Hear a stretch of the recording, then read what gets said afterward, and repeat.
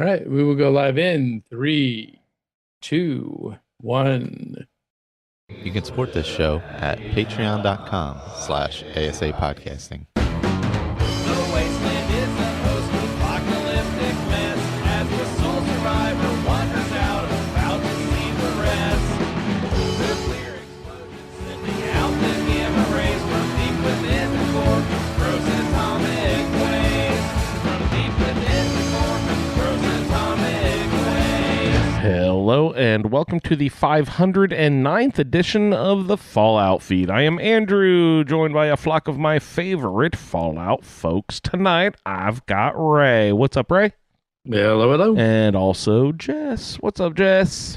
Hey, Andrew. Greets, everybody. Tonight on this show, we will go over a little bit of gameplay off the top of the show as per usual, and then we will get into a whole lot of nothing. Now, a little bit of news we're getting into, and we're getting a little bit of a late start, a little bit of a different week this week. I was in town running around, went to a baseball game, have fun. So we're having a little bit of a late start and just threw a little wrench in the works, but we're rolling here. So let's see how everyone has been going this week with their gaming. And let's see, hey Jess, did you have a chance to play any video games this week? I did, but if you were out at a baseball game, please tell us first. How Yes. big were the squatters? Which team won? How bloody did the field get? Suarez? Well, they was big as bloat flies, see? That's Yeah. fantastic. Do you ever picture like what baseball would really be like if it was the way Mo Cronin told it?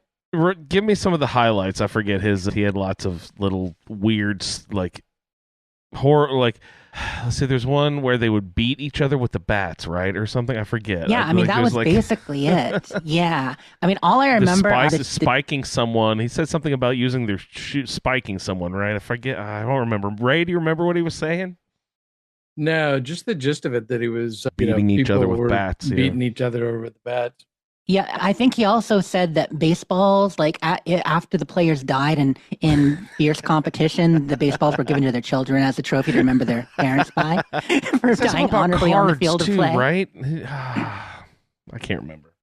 Yeah. So, all right, guys. Mo Cronin was there. We sat and we had a good chat the whole game. It was wonderful. Talked That's about how to awesome. kill all the players on the field. Yeah, Ray is currently adjusting the sound so people listening live can hear. I was hoping to give us a big in-depth review on the new event. We'll talk about it a little bit, but my 76 play this week was mostly over the weekend before the event launched. I got in there and actually playing with some friends. We've talked before about how we were going to do some ghoul fight nights now at our traditional cat fight nights. And so we're getting in there to do some testing there, checking which cards would be viable, what cards we want to ban, how Yeah. loose we want to be, because it's always been important with the traditional cat fight nights when we're running them to have very even, fair matches where you could have different builds, different loadouts, but it came down to a mix of that and player skill as opposed to individual cards that could just completely dominate. The way that Bloody did for a while as far as meta builds, there are some cards, like if you're doing a power armor fight and you've got Pain Train on, I mean, you're just going to dominate. And there are other cards like that, some legendary perks and stuff. So we're only banning after testing all the new ghoul cards. And by the way, for those who don't know or remember, there are, 4 new cards, new ghoul cards in each special. I think it's 4 in some. But I have no idea. I didn't count. I should double check that. But we're only ending up banning 4 of them total, which I thought we'd have to do more. But the truth is they don't end up that bad. So I'm going through strength right now. It looks like there are 4 in strength. So I believe it is 4 perk cards per skill. So the cards we're banning, we are banning Brick Wall. What is Brick Wall? Brick Wall is an interesting one. So when your glow is high, it makes you immune to staggering attacks. And obviously when you're fighting in the ring, if you get a good hit on somebody, you get a power attack in there, you want to be able to stagger them. That's a chance when you can actually, if they staggered a little bit, you can pummel them a bit, get some good strikes up. So we had to ban Brick Wall. We had to ban Chem Diet. Chem Diet wouldn't work with our build we're doing. We had to ban Battle Genes is one of them. And then finally, it's Feral something. I forget what the last one is. We tested all the cards, had some fun fights. A couple of our friends jumped in and helped us test. Stulior and Rando, both of you often hang with us here live. They were out there. They were being guinea pigs for us. I was a non-ghoul. I jumped in the ring a few times. It turns out a decent fighter can hold their own and even win against a ghoul. Ghouls aren't completely dominant, even when they're feral and have all their cards if you've got a good build, but they are dominant because with the new glow meter, when you've got your glow fully stacked up, it's basically like an extra health bar, like an overshield kind of thing that needs depleted before their regular health takes damage. So if you're in there fighting them, you almost have to take down their health bar twice in order to kill them. Take down the full glow health bar, then the real health bar. It's like you're fighting Hugo or something. Exactly. Yeah, it's like the ghouls are kind of like bosses in that way. You know how bosses often have that extra shield or Yes. 3-part thing. You think got you're it. done, and then they recharge. You're like, fuck. Exactly. So just wanted to test which cards really mattered. So Chem Diet is the one where chems are more effective at reducing how feral you are, which obviously for melee you want to be feral anyway because you get such a huge boost. And the fourth card was Feral Presence. That's the one that reduces your opponent's damage output. So the idea that if you have Feral Presence on, you hit your opponent and you reduce their damage by 30% for the next 10 seconds. Is that suppressor? That's too much. And that's really not fair because then it's just like whoever gets the first blow, they suddenly have a 10-second advantage. Right.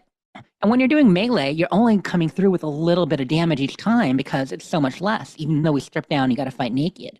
You still do less damage. So 30% of like 8 damage ends up being now you're only doing 5 per hit, and it's a big advantage. So did that. That was really fun. It was fun to see the different variety of ghoul characters a few of our friends have made. Super Beyond sweet. that, Super sweet. Yeah, and got my weeklies in. I'm still behind. I'm gonna have to take advantage of the double score weekend this weekend, hopefully. Yeah, because I'm up to like 67 now. Like I was doing the first half. I was doing the weeklies every week, but the last couple, I've done some of the weeklies, but not like the full thing. Didn't pop my booster. Didn't do the thing. So, because normally if you do all the weeklies with a booster, you can gain just doing that in one day.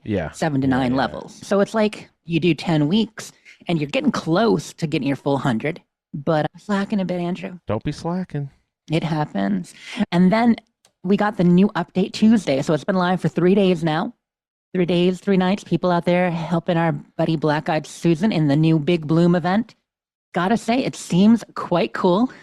A bit excited, but I have not actually run it. I've been slacking the last 3 days as far as that goes. I jumped in to check out the area and take a look at the location. It turns out there's some lore and holotapes to it. You can find like 3 holotapes and a couple notes about the area. Black Eyed Susan herself seems cool. I've seen some clips of people running it, but I just haven't been there on the hour in time to actually run it myself yet. So not going to get my report on that. But I did ask everybody what they thought in the chat about it, and people are generally having fun with it. Solior's run it like 7 times. Randa Wasteland has run it a bit. I think Lee has been mostly playing Starfield and Oblivion. In fact, most of our regular Discord crew have been playing Oblivion. In fact, I'm going to do a shout out early. Our friend Calm Horizon, Matt Calm Horizon, he does feedback sometimes, done a few roundtables. He bought an Xbox just so he could play the Oblivion remixer with us. So good on him getting an Xbox. Twisting people's arms, Jess. You're brainwashing the masses into converting them into Xboxers. You know, if I got it, bring you guys to the light side however I can do it, I will. He was not so sure about the controller, kind of like Ray, but I told him, you get used to it after a few days. Like, it takes a few sessions for sure, especially the whole dual thumb camera thing. Like, it's second nature for us. It really is. And I feel like most people get there with 3 or 4 sessions, but at first you do have to kind of think about it, rewire your brain a little bit. Yeah. I know that we like to, if we're playing PC, plug in our Xbox controller into the PC and just use our Xbox controller. If you go reverse, buy an Xbox, can you get a mouse and keyboard for your Xbox to play PC setup style? Does that exist? Yes, it does exist. They made it so mouse nerdy. and keyboard works with Xbox. You could even plug it into a monitor too. You could be like uber nerd. So you're just treating your Xbox as a PC then at that point. That's hilarious. Yeah, basically. That's funny. Now, not every game is enabled for keyboard and mouse, but it's an option that they can turn on, that the developer can turn on. Wow. I need to practice. I'm terrible at mouse and keyboard. Point and click adventures. All right. Oh my goodness. I'm seeing everybody get the awards. There's a snazzy suit. There's a bunch of cool flowers. This is good stuff. I Yeah. was pretty busy Wednesday, Thursday, and didn't get a chance to play. I ran it one time. One time. Did you? Okay. I just- So here's yeah. the other thing. People are saying they can't understand Black Eyed Susan. You know, the old lady with the missile launcher helping you out, making you collect those flowers and stuff. That it's kind of like Charlie Brown teacher out there. hmm What did you think, though? It's just like the first time I do every event, I'm like, what the fuck is happening? Okay, run over here, do something. Okay, and by the time I get over there and figure out what's happening, that part is over, and you're supposed to be over here doing that thing now. And I'm like, okay, oh my god, what is that? And then at the end, I don't know if we're spoiling it or whatever, but it's really cool thing pops up at the end. I thought it was real fun. That's awesome. Yeah. So what I know about it is there are a couple sections. I mean, it takes place at Black Eyed Susan's. The event's the Big Bloom. There are some map markers you got to follow. I believe she has you run out, and you have to pick what is it? There are Like, three. The first part there were marigold? three. There were three. Yeah, there's different kinds of flowers. And you have to pick, I think, 15 of each, and put them in her basket. Well, I was running around looking for like a picnic basket or something, right? Just like a little basket. Mhm. But then I was like, oh wait, let me look at my actual. Let's turn quest markers on and look at all this. Oh, it's like a hot air balloon size basket. It's like a basket you could fit, 500 gallons in or something. It's crazy. So after I figured that out, then of course they were halfway through the next step, and I was playing catch up trying to figure out, oh, now what's going on with it. So since I couldn't find the basket initially, because I was looking for a little basket, not that gigantic fucking basket that's sitting right there, then I was like, oh, they mean that basket. I want that huge ass fucking basket with all the arrows pointing to it. Hey, you dummy. think that's a basket? No, No, this is a It's basket. a basket the size of a goddamn dumpster. So look for that basket, not like a picnic basket. You're not Yogi Bear here. But I hope you had fun frolicking in the meadow. It's the flowers are cool. They really are pretty. Well, because let's see, you can make a flower crown, right? It's like there are regular flowers, but then there's also what is it like rad lilies, I don't remember what the three variants are, but there were crystal three different cups, kinds of rad flowers. lilies, and carnal weepers. There are a bunch Carnal of weepers. There you go. That's a funky good name. new flowers, and the bezel babies. Is that what you didn't want to spoil? Beazel babies, yeah. But the one at the end is really awesome. Well, all I got to tell you, the bezel babies have made quite the impression. We even had Meowface Killa popping into our Fallout channel the other day saying, we need a bezel baby pet. And I'm like, you know what? I'm going to go, Oh, wow. let's go over to the official Bethesda Discord and tell them they need a bezel baby pet. So I jumped over there and someone already had, and I'm like, hell yeah, I voted it up, and I Fuck dropped yeah, it in dude. myself. And we got a bunch of people jumping on it, liking it. We're starting a bezel baby pet train. So yeah, bezel So baby in order pets, to do bezel baby that- plushies. Well, they don't necessarily need to tag it as a pet. They just need to make it appear at one of those random encounter spots so you Mm-hmm. can animal friend it back to your camp or whatever. I mean, Right? yeah, if you could too, because you can't do that on Honeybees as it is right now. So Why not? it would be something different. So bezel babies of some kind. So cute. They really should add some of those flower patches. We got the new flower patches; those are super cool. Yeah. And It would be right, like cool. you mentioned, there's a crown for each kind of the flower, I believe, as a reward. I got one of them, and then a planter of I assume there's planters and crowns, and blah, blah, you know how they do of 3 of each kind of one of the. So like there'll be 28 different rewards, but it's really just 3 different colors or whatever, you know. Yeah, just kind of variations on that. But the whole thing, it's a new area. I like that. The list of stuff you can get. I mean, of course, they shove stuff in a tube. So we got the Honeybee's tube as a possible reward because Bethesda has never found anything they like in 76 they can't shove in a tube, you know? We're gonna Besides put that, the vault in the tube. We got glazed pot, we got florist aprons, florist sun hats, all these different crowns. So yeah, a number of rewards. Oh, there's also a sundress as well as a suit. I haven't seen the sundress yet, but it's on the list, so I need to. Well, the first question you have to ask yourself is, does the sundress match your beret? I mean, everything goes well with a beret. Not sure if it matches though. Gotta wear your raspberry beret. Mm-hmm. Or what was it Ray thought it was? A strawberry beret? He thought it was strawberry Right. beret. That's very floral. Strawberry beret is very floral. Yes. But so that's all the Fallout talk. Let's get over to the Oblivion talk, which I know we've all been playing. Or Ooh, what have you been do doing? you want to take a break and pause it right now, Ray, while you work on the sound? Like, would it be good if we just stopped for a minute? I don't know that that's going to help. Okay. Uh-oh. Discord had an update tonight Of course it did. on my Linux computer, Of course it did. and it lost mic input. Okay, then tell you what, if you want to stay right here and pause it, I can do the whole broadcast to Discord thing if you want. For the Okay. people hanging out. Make a note of this time and please edit this out, Andrew, and I'll be right back. I've already noted it. So we need some sort of hold music. Do do do do do do do do do do do do do do do do do.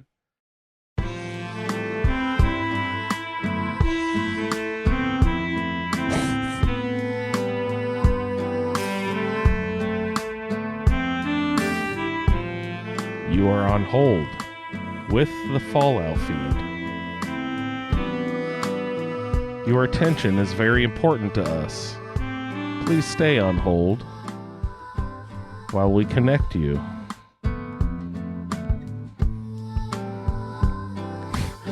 Your download is very important to us. So now Jess has got her feed up, so everybody should be able to hear us now. Hey. All right. All right. So in order to get all the Fallout talk, everybody's going to have to listen to the first part of the show. I'm back, bitches. Is it working? I'm back, bitches. Looks like it is. Okay, cool beans. Sorry, people, we did the Fallout talk, Fallout gameplay already. Gonna have to listen to it. Wait, Ray, did you just say that? Sorry, Yeah. You said that right as I joined back on. Perfect. Okay. So we talked about some Ghoul gameplay and the new event, and Andrew is the one who's actually run it, so maybe he'll talk a little more when we get there. Oh, so silly. It's like Mother Nature threw up all over everybody's camps now for a while. Those are some bright ass flowers. I mean, of course they are, because we get some of the radioactive ones too, which is awesome. I don't have a ton of extra stuff to add about the event because I only did it the one time, and like I mentioned, it was just sort of blind chaos running around. But the bad guys, like when the ghouls charge you, they had like lays on, it looked like, and like flowers growing out of their like weird pores and stuff. So it was like the bees, like Jess mentioned, they all had really like lots of flowers popping up all over. So everything is infested with blooms and everything. So it's Beezle very, babies. very cool. Beezle babies have so many little Best name. yeah. It's pretty sweet, and I am looking forward to running it a couple more times, figuring out what's actually going on. You know, it's like when I ran the alien thing the first time, I was like, what the fuck is going, so figure out the flow a little better, Yep. And as always, I recommend if you are not sure about the event, I mean, there are some great videos out there, but if you're the kind of person who prefers to have it open on your phone or in text form or whatever, always go to theduchessflame.com, and she writes up the whole event for y'all, like she always does. She's just great at that. I just posted in Discord her recommended farming map to grab the most Crystal Cups, Rad Lilies, and Carnal Weepers in one go. So, she has great tips like that. But what I actually played myself this week, y'all, was Oblivion. I don't know if you guys have heard about this game. It was just remastered. It was just remixed. Yeah, you've been playing plenty of it too, Ray, right? Like, Oh, yeah. yeah. So last week talked about it, and I had just barely dipped my toe in. I'm level 3. I've kind of just exited the sewers, hadn't talked much about my character. This week, I'm probably now like 20-some hours in. I played for real. I'm actually working hard. It's a weird push-pull thing because I am playing on Xbox and not PC. So I didn't get the mods in there to fix the level scaling. I'm actively trying not to level, not to sleep. So right now I'm level 8. And I know when you turn level 9 is one of the times when it actually ups the enemy level. You know, there's the ranges like 1 to 8, 9 to 14 or so, like 15 to 19, 20 to 25. And then after 25, like you're getting all the max level enemies throughout the map. And something like that. I mean, obviously it's in bands, and there's some where it varies within the bands. But I know the longer you wait to go to Kavat, like if you get there when you're too high level and you're getting Daedroth and stuff, you're not going to be able to defend the courtyard very well and all that. I don't know if you ended up, Ray, now, have any of your characters made it to Kavat at this point? They have, No. right? No, you not haven't yet. done it yet. No. And I am playing around with a kind of an old school Oblivion slow grind type character where my custom class, I put in skills that I'm not going focusing on to for your use. major. Yeah. That's how we always used to do it. It was part of the strategy. And because they fixed leveling a little bit this time, so all of your skills count toward it, and you aren't locked to improving the attributes in which you level skills in that category only, I didn't worry about it as much. Right. But it does mean you definitely level faster in this regardless. Yeah. Even- But with this setup, I'm leveling considerably slower than I did on any of my previous characters. Than previous playthroughs of Oblivion as well? Or Yeah. you mean on your current, No, however many characters you've made? I'm 4 in now. And so, as a point of comparison, so my first character was a sneaky archer. This character's a sneaky archer. Mhm. But They're not all sneaky archers, right? You're not going to fall into that trap. no. The one I just had gone through the Knights of the Nine quest with a sword and board character. So he's a straight up paladin, good guy character. But the second sneak archer character that I'm running the testing on is, dramatically lower level. I think I just got to level 6. And at the same point in the game, with the other character, I was like 12 or 13. Mm-hmm. So it definitely, it's something that you can play with. It is a bit more Um, controlled, so you don't just hold off on sleeping, but you are changing how much you get by making your major skills ones you don't use as much. That's Yeah. cool. Yeah. That's cool because they say they all count. But when I was looking at the descriptions, they said it counts 12.5% less for minors. But I think it's actually more than that, right? I'm not sure if that description was off. Yeah, I suspect that it is. So, my problem with holding off on leveling is that means you're also holding off on skill advancement. Well, that's just it. There's a number of things that you could change. I mean, well, you can choose to keep the skills leveling and just not sleep to get it. But do you mean being able to buy from trainers as well? Because you can only do that No. 5 times per level. Yeah, no, this is more of your attribute, your virtue point. Being able to increase any of that is impaired by not leveling. It's a strange push-pull. It's a little frustrating. That is, I have to say, my one frustration with the Remakester, not to start on a slightly more negative thing, but that's why I brought it up right at the beginning, is that I want to level and I don't want to level. I want to advance my character and get tougher, but I don't want to make the enemies tougher and you lose enemy types. And so it's a weird push-pull that I don't remember actively fighting against before as much as I am now. Maybe because I am leveling faster, I feel a little bit more urgently that I don't want to level. But like you mentioned, how you can advance the skills by using them with, so many different ways. The persuasion and bartering, all that. I think Solior in chat, mentioning just selling stuff to the merchants, leveling up a lot from that. And that's kind of my thing. So my character class, I should tell you guys about my character first. So my character's name is Chandril. And if you get that reference, anyone listening, if you get the reference of the name Chandril, awesome. Cookies for you. You get cookies. She is a red-haired rogue. Her custom class is called Charming Rogue.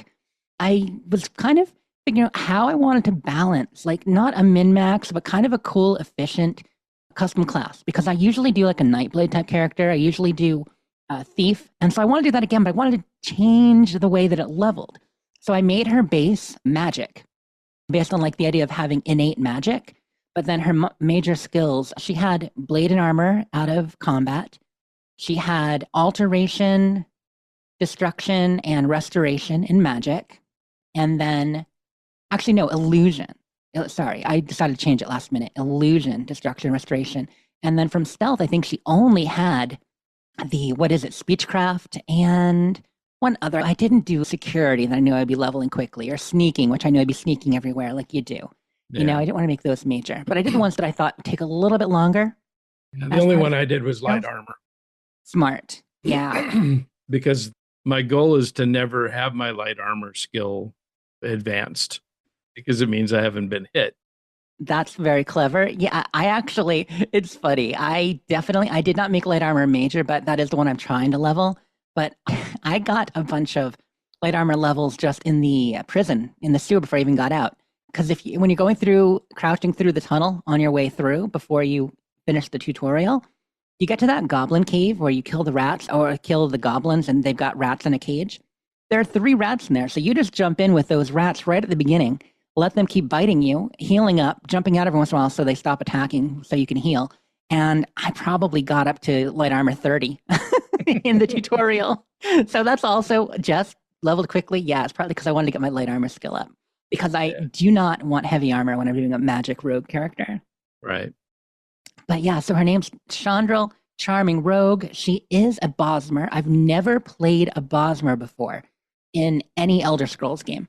I pretty much always do Imperial or Breton. Remind me, that means they're like friend of plants and only eat meat and stuff like that, right? That's only if you're green pack. Oh. Yeah, she's not vegan. We're good. Sorry, I was so the green pact is something it'd be else. Carnivore, because they don't eat any plants. Right. But that's only a very specific. Yeah, that's a specific sect of the Bosmers. Of the wood elves. And her signs are the Lord, which the way they changed the Lord sign is a constellation is actually really cool. It made it super powerful. It used to be the Thief was by far the most powerful, like all-rounder. You know, you get bonuses in 3 skills, right? Like that is great. Yeah. But now the Lord gives you an automatic defense bonus, armor class bonus. So that is super cool. I'm really liking that one. So yeah, that's my character. She has I did what I always do. Andrew asked how I start the game, and I said I go to the Imperial City and I do stuff there. I, find Thorinir and I meet everybody and I handle that quest, and then I do others. And that's exactly what I did. The first probably 10 hours I played, I didn't leave the Imperial City. Like, okay, the graphics are better, but I'm not sure the graphics are that much better, because all I'm looking at is saying like stone walls everywhere. And it is funny how they kind of load in on their remixer. When you first exit, I'm playing on Xbox on quality mode. I'm purposely doing the 30 FPS quality mode because I want the best visuals, and I'm fine with 30 FPS. I just want to see how it runs. You exit, and it loads in pretty quickly, but you get like little pop in as it kind of draws in the textures for the first 5 seconds after you exit a building. Does that happen on PC for you at all, Ray? Yeah. Okay. Yeah, the worst is if you've waited, because there's the time of day has to catch up with the shadows? Well, everything catches up. So when you come out of wait, there's a couple of like 2 beats, and then your weapon indicator and your compass and all that'll pop in. Yep. And then, it'll change the time of day to whatever the current one is and all that kind of stuff. So I haven't noticed that as much for the hilarious. waiting, but that's probably a good thing. I've waited a couple times because you gotta. A lot of the quests in Oblivion are time of day based. I worked with Thorinir. I did a number of things around there. The guard, like Ophidius, Byzantius, and Biggest Dickus, whatever his name is, I turned him in. Sorry, those imperial names, I forget them, Roman names. But he's been shaking people down for money. I turned him in, a couple others. Got some levels there, and finally I'm like, okay, I gotta do something. So despite the fact she's a magical rogue, I went to do the Fighters Guild first, because last full playthrough I didn't really do the whole Fighters Guild. So I went to Cheydinal, did stuff around Cheydinal, did that. Then I wandered a bit, and then I went to Anvil. And I've just been questing around the Gold Coast of Anvil for the last couple levels, joined the Mages Guild there, and I did that first quest for the Mages Guild there, the Brina Cross Inn. Oh my god, so it's not a bug, it's a feature. I didn't know you could do this, but I took the character there that ambushes you, that's going to attack you, and then the others come in to help. I took her for a walk, because I was just walking, and then I saw a movement on the left side, and I thought It was my contact there who was following me. So I'm waiting to get jumped. And I'm just walking along the road between the inn and on the way to Kvatch. I assume you've probably done this quest since you started playing Ray, right? Yeah, you did the Yeah. Mages Guild already. And I've got this person in blue following me, and I'm waiting to get jumped. And I fight a bandit, and I fight a wolf, and I fight a timber wolf, and I fight another bandit. And then I get to the Kvatch encampment. And this whole time, this person has been following me. It was the person who's supposed to ambush me. I walked past her fast enough. She didn't ambush me. And then this whole time, I've just been leading her along. There's this little green arrow behind me. We've taken a walk together. She followed me the entire way. She will completely follow you the entire way to Kvatch. And that's one thing I discovered is that everything follows you. I had a wolf that was chasing me around. I was all over on the east side of the map, on the other side of the water from Breville. And I kept picking up highwaymen and bandits and, minotaurs and wolves, and everybody's chasing me, and I couldn't shake anybody in their pursuit. And this wolf, so I'm on a horse. I jump in the water and swim across the water on my horse. And that wolf followed me all the way over to the other side to Breville. That's incredible. I mean, it was right behind me the whole time. You could hear him breathing. And if you switched your camera angle, you could, pick out his ear. And the little sucker followed me all the way across the water to the other side. Now, I remember wolves pursuing you doggedly in the original one, but not that. I see what you bad. did there. Yeah. But not like that. Like, I wonder if when they increased the view distance, like the range you can see, if they also somehow increase the range the enemies will follow you. I don't know. It was pretty wild. It is But definitely yeah, so it's not wild. surprising that woman followed you all the way up the road. We were just taking a stroll. I'm clearing the path for her. And finally, I get to Kvatch and I start talking to people. I'm like, this is not right. And that's when I walked backward, and because I could see her, but she was small. I went back. It was as soon as I talked to her, she's like, there you are, die, fetcher. And, all that. We fought. And so I killed her, and a guard happened to come by on a horse at the same time, which thank goodness. So the Imperial Guard jumps off his horse and helps me fight her because the damn battle mage is still back twiddling his thumbs in the stable. The woman, Oriel, whatever her name is, never even left the inn to help me. Yeah, So- I've never had them involved in the fight. And I think I've done it 4 times. On the original game, they would help you. They were behind. I've certainly done this quest a few times. And they would help you. And she usually fights you just outside the inn. So as long as you're close enough, like the battle mage is right there, right by the gate. But yeah, this time they were back. And she's actually pretty tough for a lower level character because at the time I was probably level 5 or 6. I didn't have much in the way of good magical gear, not the toughest weapons. And I will say the difficulty is a little more difficult than I remember. I'm just playing it normal, which is adept. And yeah, it's fine, but some battles are a little bit tough. And when I did the arena, so I also did mention I did the first 2 fights in the arena. And I died like the first 2-3 times in the arena. It was tough because I just had my regular gear. And because I built her like a rogue, but I'm using blades, so I got a decent longsword, but my strength is only like 45, so it's not really up there that much, doing a lot of damage. My block is utter crap. Like, my block is just awful. I think it's up to 10 now, but it was at 5 when I was trying to do the arena. And yeah, I was dying. I had to prep. I had to basically cast shield and use a lot of magic, even though my magic's not that high yet either. So, but Yeah. So you can cheese block the same way as you did your light armor with the rats in just the cage. standing and blocking. Yeah, just standing and blocking, right? Yeah. You back yourself against the wall because block only counts to the attack right in front of you. Mm-hmm. And so you back up against the wall and just start blocking the rats. I remember all the skills you can cheese, and there are some I didn't know how to do, but I should actually mention right here, if you guys haven't watched it, and I bet you have, Ray. Did you see that Camelworks put out an Oblivion video after Oh, yeah. so long? Camel hasn't done a video in forever, but new Elder Scrolls game drops, a new Camelworks video drops. God, I'm sure many of you remember Camel from the past, but he hasn't done videos much lately. So he did a how to level each skill in Oblivion quickly. He went down the entire list, did ways to do each skill. It was very cool. It's really fun. Andrew, there are some that you would maybe enjoy, even like the secret to how to level your blade or any of your combat skills quickly and stuff like that. Oh, yeah? Yeah, good stuff. Good stuff. How to So- level your acrobatics? Well, that one, I mean, we all do it the same. It's just jumping. Just jumping. But he mentioned that if you- secret I could make a video for. But he mentioned that if you go to the town of Hactor, the one just south of Coral there with stuff going on that you don't want to know about. Yeah, so Hactor is the name of the town, and it's a small village just south of Coral. And there's stuff happening there. It's a good little quest. I am But- mispronouncing all of these towns.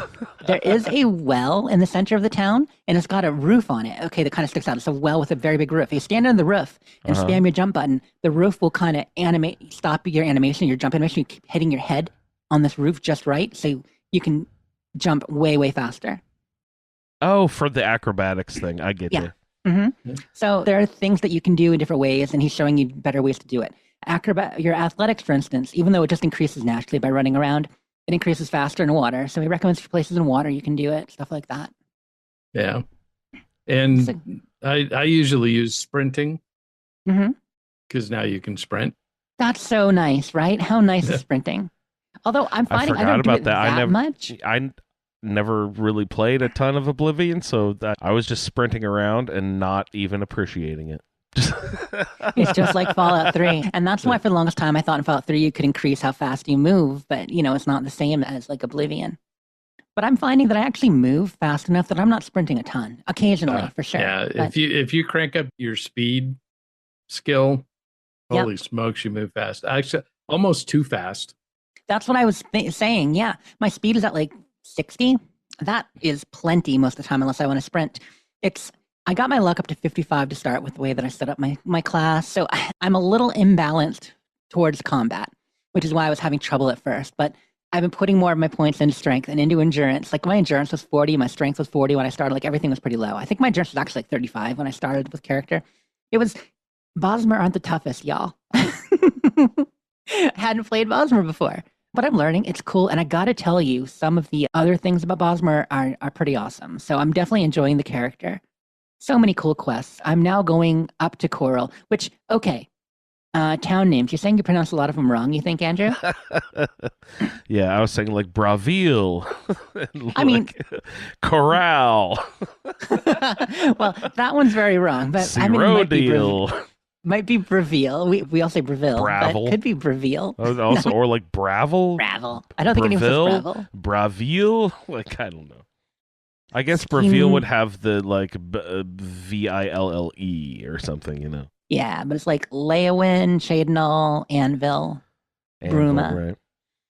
That's very, very Nordic. It's not very Anvil? Skyrim. Only for the French. Only for the French. But it's good to be back. A lot of the quests, I will say, there have been so many advancements to the game. So last time I played Oblivion seriously, outside of a little bit with the round table, was 2018. And of course, we played Fallout 3 since. Last time I played Morrowind was like 2016. But going back to the older game, while the quests and the writing and stuff in Oblivion is great and it's awesome to be back, they definitely increased so much with Skyrim. Like bringing the characters to life, giving them even as much as the NPCs have a fun schedule and routine, and they can be a little bit more wilding in Oblivion than Skyrim, even. Like they're a little more natural. In Skyrim, they got the much more natural feeling with the way they wander, the things they do.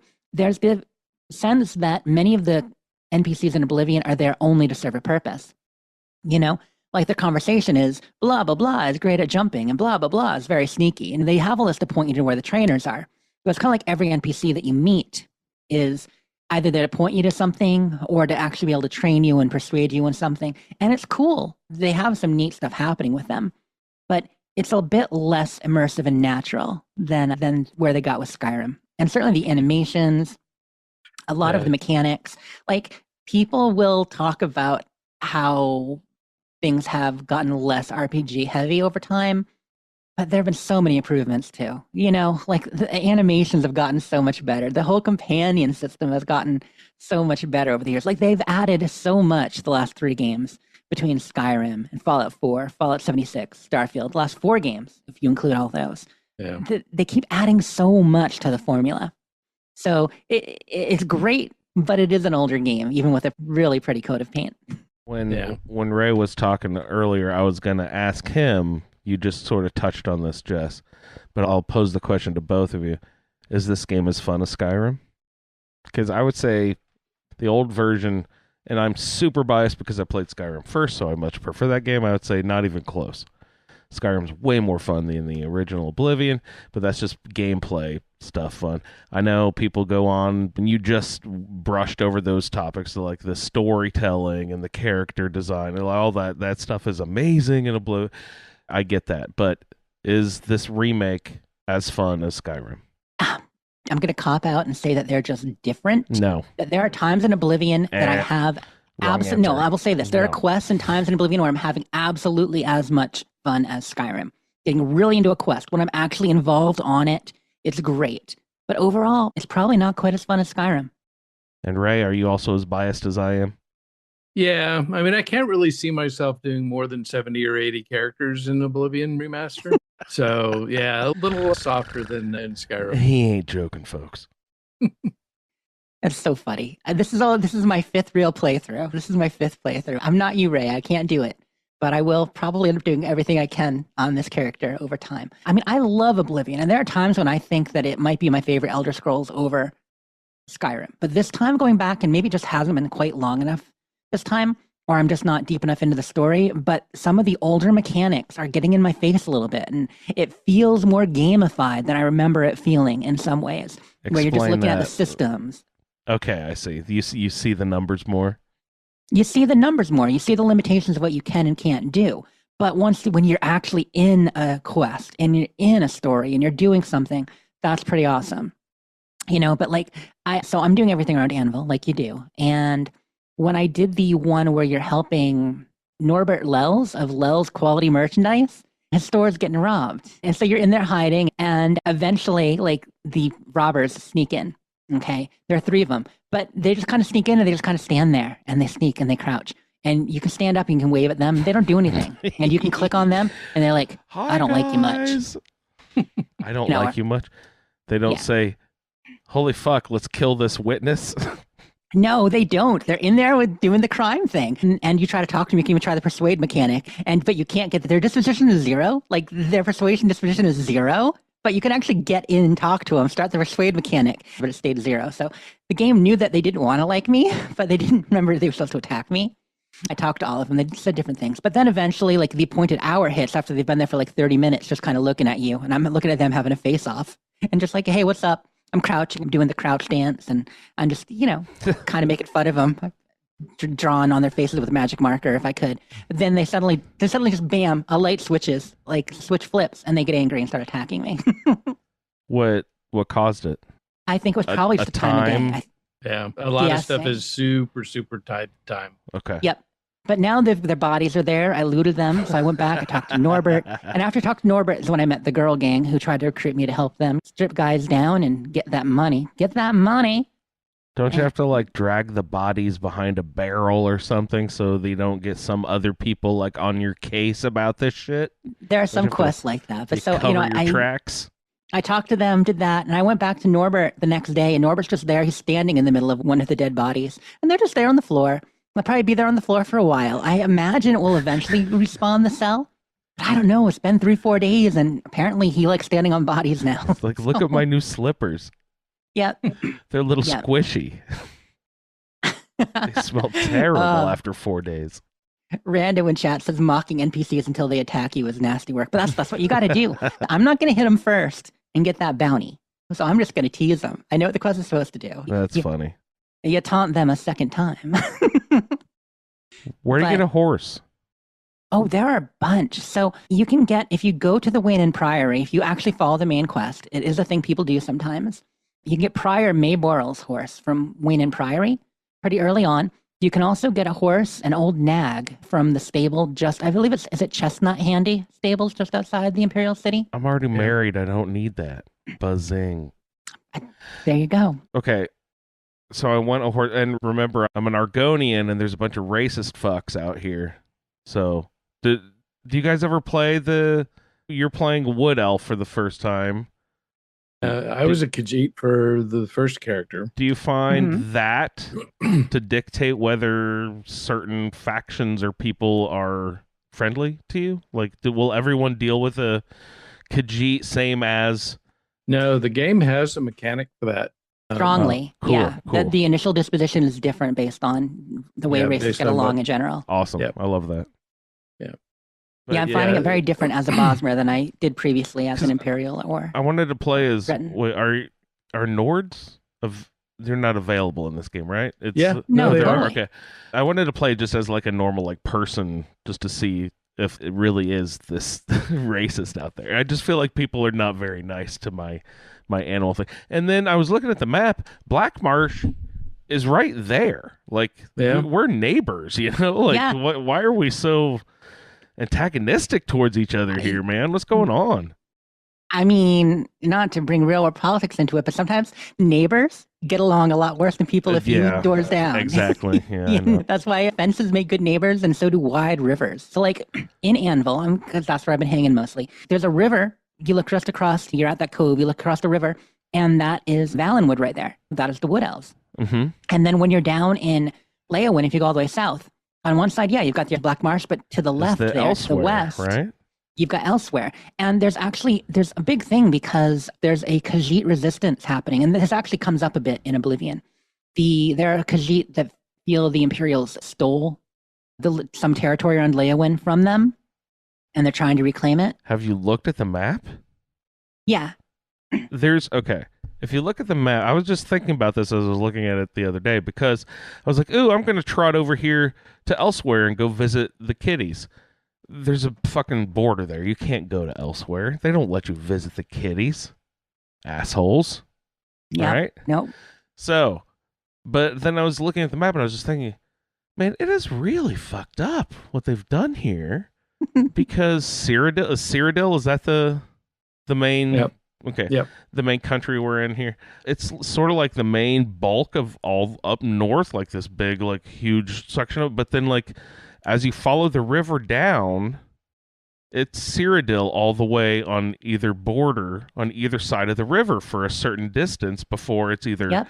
Black Marsh or Elsewhere. So they have totally shut down all trade ports and access to that river for Yeah. the for Argonians, themselves. and so they fucked up both of the animal, species of Yeah. people I mean, they by can have shutting some off port. their access to the river. That's crazy. They have, obviously they can have ports on the sea itself. On the sea, on right? Yeah. Topol Bay, but yeah, they took that river. It puts me in mind of the way Canada and that province of Quebec, the Quebecois, took the St. Lawrence River from us in Maine. I said before, Maine bastards. should go all the way up to the St. Lawrence River. That should be our border right there. We should have had a port city up there too, but we don't. Sorry. Anyway, point being, it definitely happens and it can actually be a point of contention. And so, yeah, the kitties are mad about Absolutely. that, Andrew. They actually are in the game. Are we ever going to get an Elsewhere game or a Black Marsh game? Have they done that yet? No, they haven't, right? Nope. We haven't had, technically we haven't been in the Somerset Isles, Valenwood, Elsewhere, Black Marsh, or Hammerfell. But, but we've done the other provinces. I'm trying to think of the races. That's the Hammerfell was the Redguard. the Red Guard. Primarily, yep.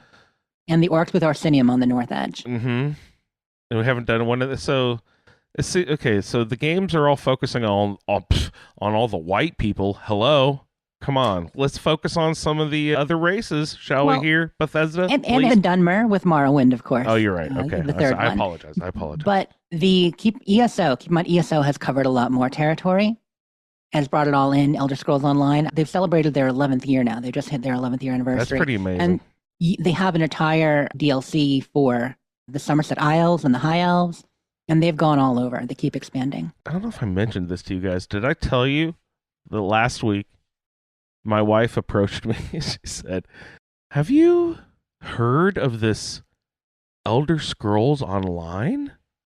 Oh, really? I said, "Yeah, what's up?" She said, "I just saw a really neat commercial on TV, and I thought Andrew might like that game. Have you ever played that?" I was just like, "Yeah, I gave it a whirl." Yeah.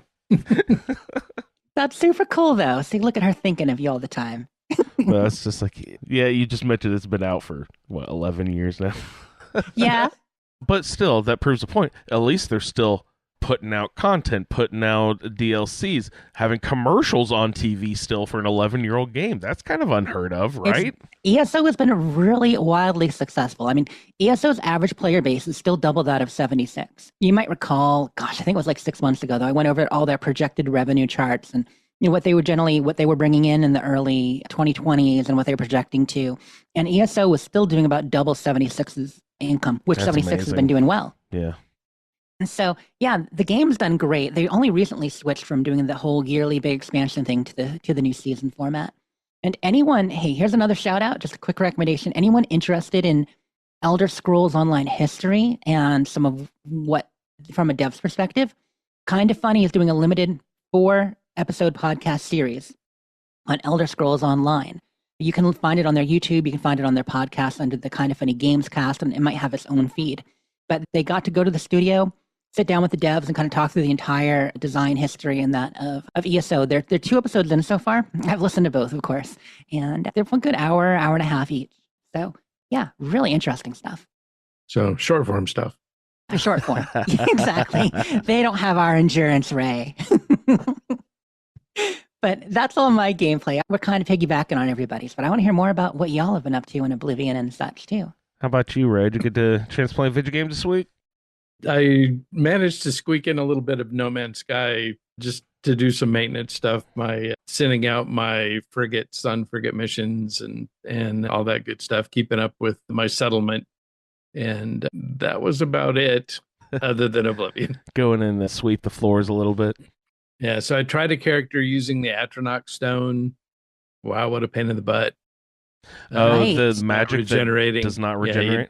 Yeah, So Yeah, you actually just started that last week. I think you mentioned. Yep. yeah. So that entails you making all of your own potions, we said, or there was a couple other weird ways you could do Yeah, it. but- Welkin stones that you collect in the alien rooms. Okay, but that Um, also sounds like a pain in the ass. So Yeah. do you already know how to make these potions and you just have to run out and grab like a couple flowers and something else? Flax seeds and steel blue embolido something or other mushrooms. I love the names. I thought that there would be a lot of the same stuff as in Skyrim. There's just so much different flora on everything everywhere. I'm never going to remember all the names are. Yeah. I already learned them at Skyrim. Don't make me fucking learn them again. It's crazy. Yeah. Yeah. So then I did a Night of the Nines character to go through that. That was a fun quest line. I liked I that really a lot. like that one. It's involved. I only talked to the prophet so far. I got the map, but I remember really enjoying it when it came out. Is that the But gods? Are they 9 gods? I don't remember. Yeah. Yeah. 9 The Knights, divine. is that what it's a reference to? Or the 8 and 1. But because Talos? I was going to absolutely commit no crimes whatsoever, there's one of the Mages Guild quests that the standard way that you complete that is you break into a guy's house and steal this item. And then the other one is that you have to steal a magic book out of the leader of the Mages Guild's desk. And so I'm like, I can't do those. But I did manage to find a legitimate way to complete both of those quests That's without good. committing any crimes. That's good. I'm glad that there are ways to do that. And I mean, even if you lose a little bit of goodness, you can pray it back, right? Isn't there a way to regain? Yeah, you can go back. You can go back to all the shrines. The trick is that none of those shrines have the map markers, and Right, so they're just you on that can't just go hand right map. back to them. Mm-hmm. So this current character that I'm testing out, I started working on Daedra quests, and as soon as I did my first Daedra quest, which I think the first one that I completed was Namira. Okay. You can start Azura at level 2. Yeah, because a lot of them are level locked, right? Yeah, all of them are level locked. Most of them are much higher, but there's no sense in trying to do the Azura Star quest at level 2 when it becomes available. because one, the item that you have to donate is expensive, and two, the enemies in the interior of where you have to go are very powerful. And so I went in and I got my clock clean big time. So I had to wait and come back.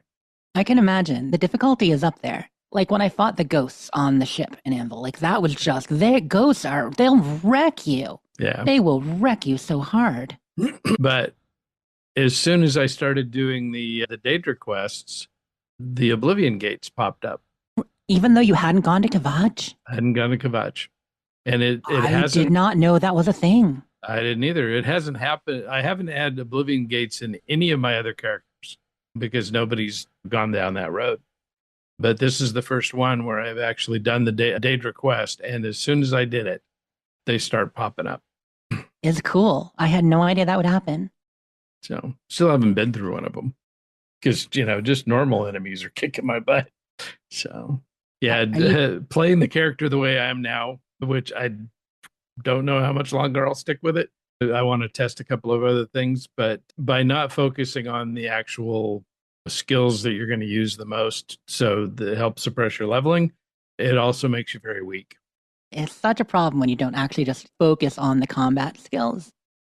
The classic way in Oblivion, like in the old Oblivion, not just the whole way that we would avoid leveling and massage that, but also the way it worked is because there was a difficulty slider, you would just slide the difficulty up or down a little bit. When you get to a point it was too easy, you could slide the difficulty up, but more often you'd find yourself nudging it down a little because default Oblivion, the enemies, they get to a level when they can beat you pretty bad if you haven't focused on fighting.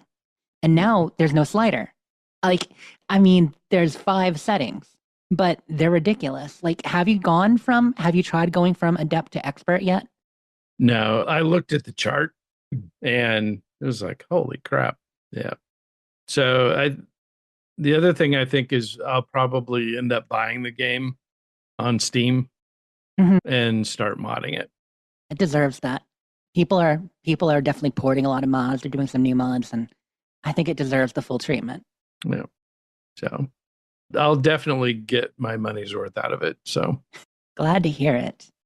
Very sweet. So the biggest thing would be how to move my saves over. So I got to look into that, make sure that it's a universal system. Who cares? Just start over. That's true. It's true. It's true. But, then that'll bump it up to 75 or 85 characters for Oblivion. And I don't see a problem.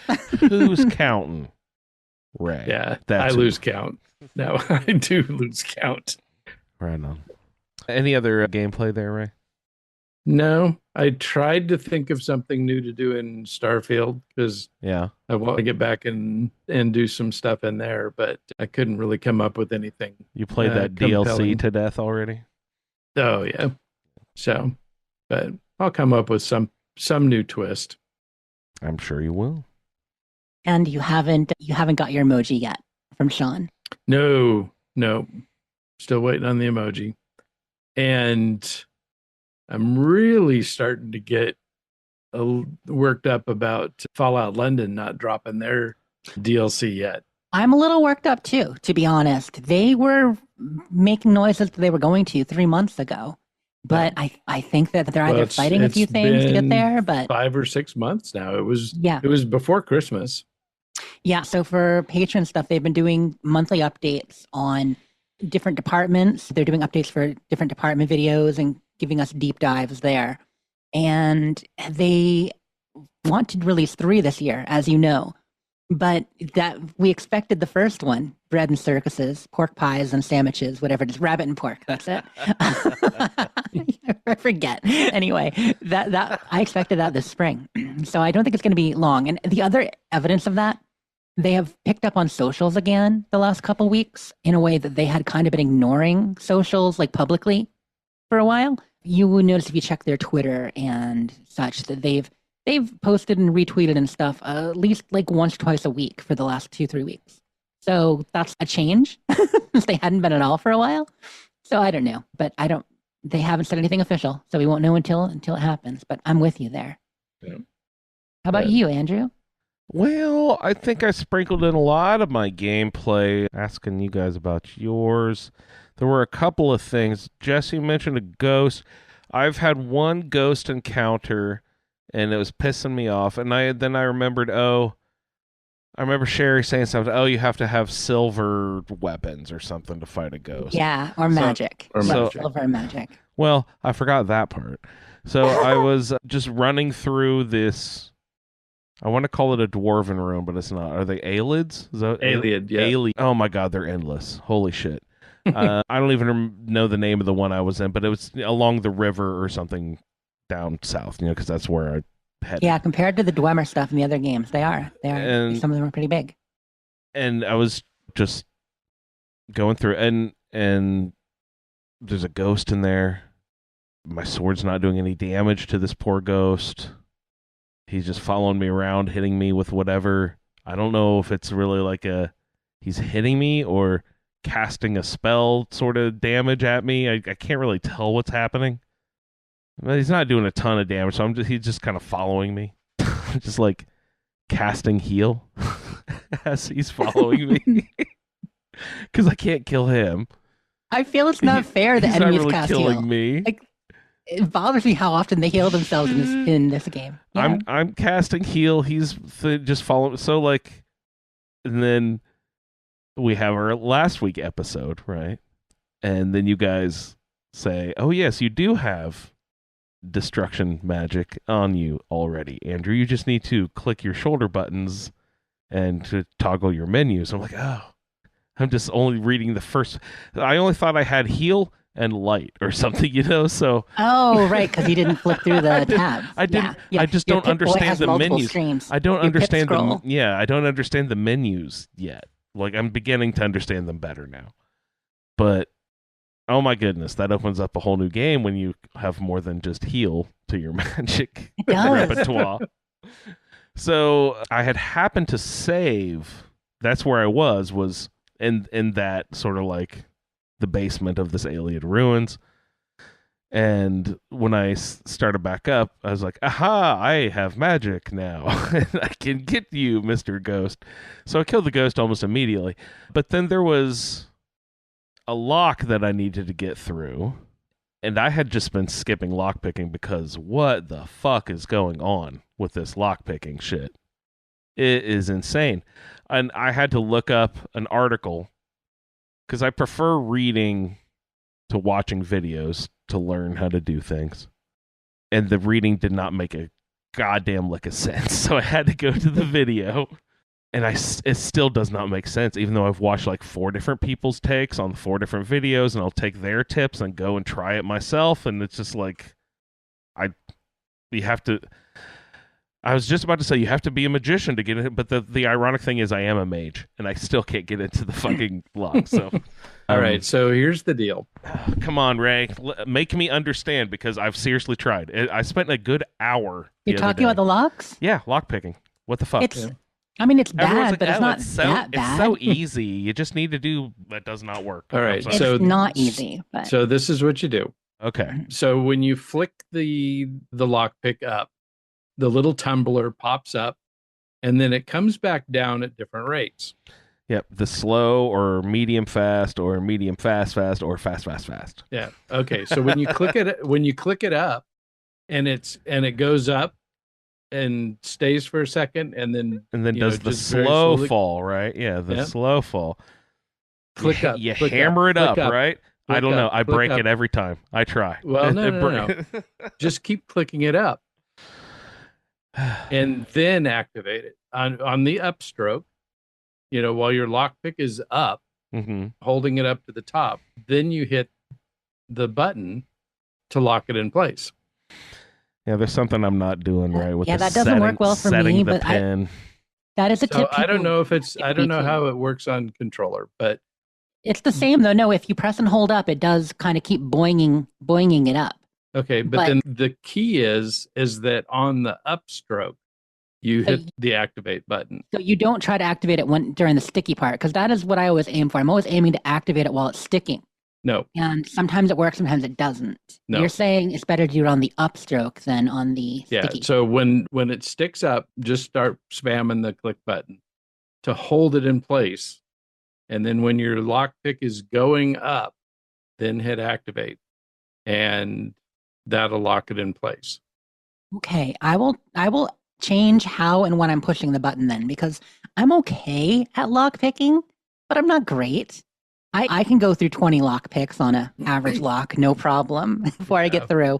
Or I can, so what I'll sometimes do is make a save and then just do the auto a couple times, because when I get tired of losing lock picks and reloading. Oh, that's the other thing, Andrew. I usually save before trying to do a lock, just so Smart. because Yeah. I might fail and lose all my lock picks. So I want to try again. How does the auto Yeah, attempt And work? I can go through like maybe 5 or 6 lock picks before I'm at security 100.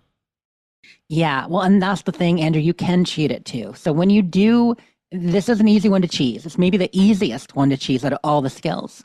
Oh, really? Is when you get that first one stuck up. So say you have an average lock or a hard lock and it's got 3 or 4 tumblers. Uh-huh. You get that first one stuck up, don't go to the next to stick it up. Just have your lockpick under that one and just keep spamming A. Just keep clicking set. That doesn't work for me. On the one you already It works set? for me on Xbox. It does. Yeah, if you stay on the one you've already set and you just Yeah. keep clicking it over and over, Yeah. it'll level for you. It doesn't No. on yours. No, How are you doing it? just picking locks. Oh, but I thought you just said it took you how many to get to 100? What are Like 5 lock picks. Not I, five I locks. break a lock pick every 20 or 30 locks. locks. Oh my God, you are good. You are good. I bake 20 lock picks every lock. She's the inverse of your formula there. He is Yep. bragging. Yes, Stilior says he's bragging. No, that's Yeah. fair. If you try that method, I mean, it works all the time for me. I'm gonna be I with don't. you. Again, this is all on PC, so Do it on I the don't know. upstroke. Do it on the Just upstroke. Not the Activate it top. on the. What upstroke. did lockpicking look like in Morrowind and I almost said Dawnstar? That wasn't a game. The previous games. If I recall, Morrowind was like the Fallout way, right? Actually, I don't remember lockpicking in Morrowind. I wonder if it was just a percentage. Like maybe just a percentage try. You either could or you couldn't based on a skill. It might have been that. And then they Just a introduced the roll of current the one in dice. Fallout 3 that we've had ever since. Yeah, but it would just seem weird to go to that weird bouncy hairpin thing and then go to the Fallout style, because Skyrim is obviously that, like, the Fallout 3 style. So it would just be weird to go. So I was just curious in the back of my head if any other games had any other, like, wacko lockpicking thing. Well, I guess the security hacking terminal Yeah, and Starfield. game is sort of Starfield like has a that. totally different one. Yeah, That I know lockpicking one. is fun. Actually, I Yeah. talked about how if there was an app where there was just like a puzzle of that game, like I would play that. It just gets harder and harder as you get further. Like I would play that little. That'd be a It would fun need game. some pretty good lights and sounds, because I will tell you, I mean, Ray might not be tired of it yet, but I 1,000 hours into Starfield, I sometimes am like, I'm tired, so tired of this lockpicking game. I'm so tired of this lockpicking Really? game now. I liked it. Well, I also haven't played Sometimes. Starfield in a long time, so Sometimes I'm in the mood, other times I just want to get through. But they also, especially in the DLC, not to talk Starfield again on the Fallout show, but they make you lockpick way too much. They locked everything on Varun Kai. Like, those snake people trust no one. No one. I want to put a mod in where instead of playing the hacking the terminal game, when you sit down and hit the space bar on the terminal, you have to play Tetris until you get a Tetris to get into. That's your password. You have to get a Tetris. That would be fun. Yeah. There's so many different lockpick mini games out there. Like, the Bethesda one is classic, you know, with the couple that we know the from there. hairpin style, right? Oh, you know what? This is actually a perfect time for this anecdote. So, Emil, the other day, Emil Pagliarulo, he was joking. Did you know he's the one who actually designed the lockpick game? No, that's funny in Yeah. Starfield, right? Yeah. So we were on a thread, and he was laughing about it, that he designed it, and even he has trouble with it still. But it's funny. He He actually has revealed trouble something with it. else. I mean, we That's all do, but he funny. actually revealed something else that I didn't know about. Hold on, let me see if I can find that message. Well, while you're looking for that, Andrew. So when you get to level Right. 10, And you can lockpicking? do. Yeah. No. Or Like character overall, level. okay. Yeah. Then you can go to the Shrine of Nocturnal and get the skeleton key. Oh, well, that's cheating.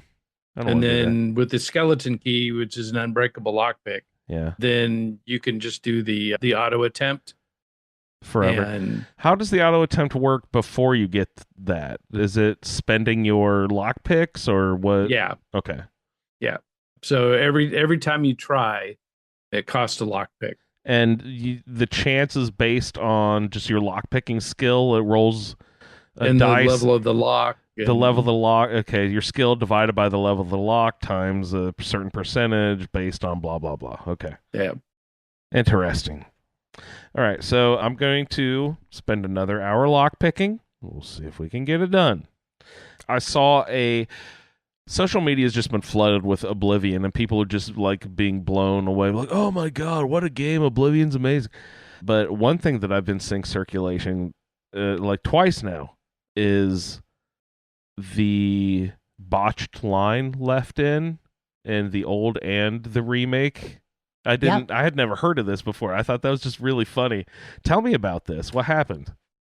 During the recording sessions, one of the high elf lines, she's reading a line and going through and trying. She's like, "Oh no, I can do better. Let me redo that."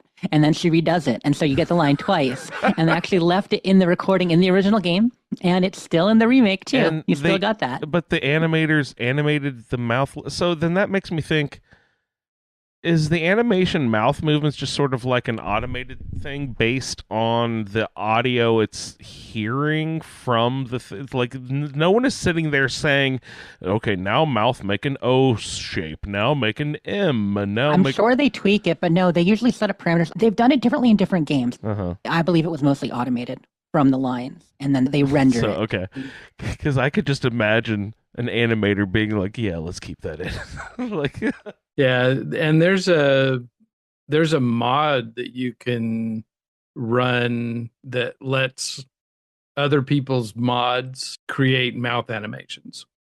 oh, so you can get So that it better, ties but the two together. So where they've added added dialogue and voice acting lines to the game. This mod, I think it's called Fusro Da, and See it what they did animates there. the mouths that's great. so that they don't stand there staring at you while they're talking. While they're talking Right. to you Well, and that was- telepathically. Having lip sync available as a tool in the creation kit is a big thing. So they only recently added that over the holidays for Starfield. Because previous to that, like any NPCs that were created in mods in Starfield, they had to be wearing a helmet or a mask or something, or else the lips wouldn't move while they were talking. But so the comment I was looking for was actually, this was from Emil, and he said, when you're a Bethesda dev and you suddenly remember the NPC you slipped into the game 20 years ago, so your Dark Brotherhood dude had an easy way to buy lockpicks and poisons. And he shared a pic of a character named Shady Sam. And Shady Sam is right up against the walls of the Imperial City on the kind of the northwest side. I dropped a picture of where he is on the map into Discord there so people could find it. I bumped into him a few times. Apparently, Emil put him in the game for Dark Brotherhood characters, so they'd have to go into the city if they were being attacked by the guards or looked for by the guards. One other thing you guys mentioned last week was you're talking about different kinds of magic. And I think you're talking about ranged versus basically melee magic. And I was like, I just didn't understand what you were saying.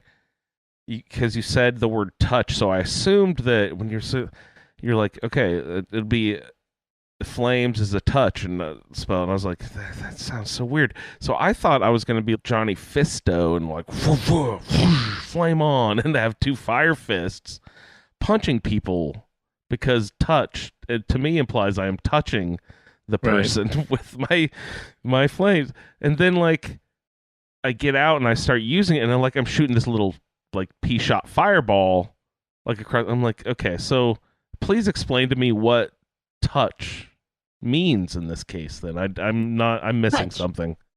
It's within melee range. You have to be within arm's length of somebody to cast a touch spell on them. Where the target spell, you can shoot across the room. But my fireball still shoots across the room. Does it not? If it's on touch. It wouldn't. That's on target. Wait, can you switch the flame spell between touch and target or something? It's Or two no? different spells. There's two different each- spells of it. Okay. So each spell has a thing. It can be on self, on touch, on target. Self would be healing or whatever, right? Okay. Cast destruction on self too and damage Can yourself. you? You can do That's it. funny. Yeah. But you can swap that? No, who you're it takes casting it new on? spells. Oh, You the create or different buy new spells, okay. spells. Yeah. I still haven't created a spell. In order to get to that point, you have, You have to, to either do the Mage Guild stuff, right? right or Okay. get the Frost Crag Manor and go. get Where's the Mage Guild located again? I forget. Arcane University? It's called is in the Imperial Arcane City, University. and you have to get the recommendation from all 7 of the regional guilds Mother. first. Yep. Or you go to if you want to make That spells, is a you just load. get Frost Crag Spire, which is kind of northeast of Bruma, and it's a player home that's in the game, and they have a table there. Yeah. And it costs you like 3,000 gold to activate it because you have to have a candle. A candle costs 3,000 gold. Where are you buying your goddamn candles? At the Mystic Emporium. Oh my god. What do they make their candles out of at the Mystic Emporium? Magic? Diesel baby wax. Oh, very okay, special. Okay, They they're import worth it it. from They're worth it Appalachia. every dime, every penny. Pay it twice. Let's see. I wrote down, was it Frost Crag Spire? Okay, I need to go find that. Yeah, definitely. The last thing, and I don't know if I just couldn't find it, and I was hoping that they were going to update, but I remember you guys saying that level design in Skyrim, they changed it so that there's always a quick loop back at the end. After you do it, there's always like a lever to pull, a hallway to open, a door to untrap, and just like a quick exit. The ghost battle I was telling you about was like 45 minutes deep into this dungeon, and I was like, okay, fucking finally done. Oh my god, I got that thing unlocked. All right, we're complete. Let's get out of here. Let's find the little secret tunnel, the switch, the whatever's going to get me out of here. And I was like, that's right, they told me you got to backtrack your ass all the way back through. Like, they haven't done anything to improve on that aspect, right? You're still hauling your ass all the way back through the dungeons and stuff. It depends on the dungeon. There are some that do have A quick loop back. a loop back on them, but not all of them do. They didn't really figure it out until Skyrim. Keep in Skyrim, mind, Istvan Peli, who's one of their lead artists now, but at the time he was the one in charge of creating all the dungeons. So, like, we had one guy, Istvan, designing pretty much all the dungeons, and you can only do so much. Well, And with Alien Ruins, it's really easy to miss the switch. Yes. Oh my god, they that hide. also, okay. What do you recommend? Candlelight or some sort of like spell to illuminate? Like, how would you point these out more easily? Oh no, you have to know what to look for. Yeah, So it's either going to be a big square block, with right. a I saw glowing one of those crystal in the middle wall. of it, Right. I've seen those. or it could be just a raised block on the floor. Okay, I don't think I've seen any of those yet. And It if might you have been walk over something like top that. of it, Oh, it's a pressure then a plate. secret door I see. opens. So maybe there was something like that. But anyway, it only took 20 minutes to get out, but it took a good 40 because the ghost wasn't following me. and then it can be so hard to bring up the local map because it definitely likes to reset to the world view. I haven't even brought up a local map. 76 has trained me to not even look at local maps anymore.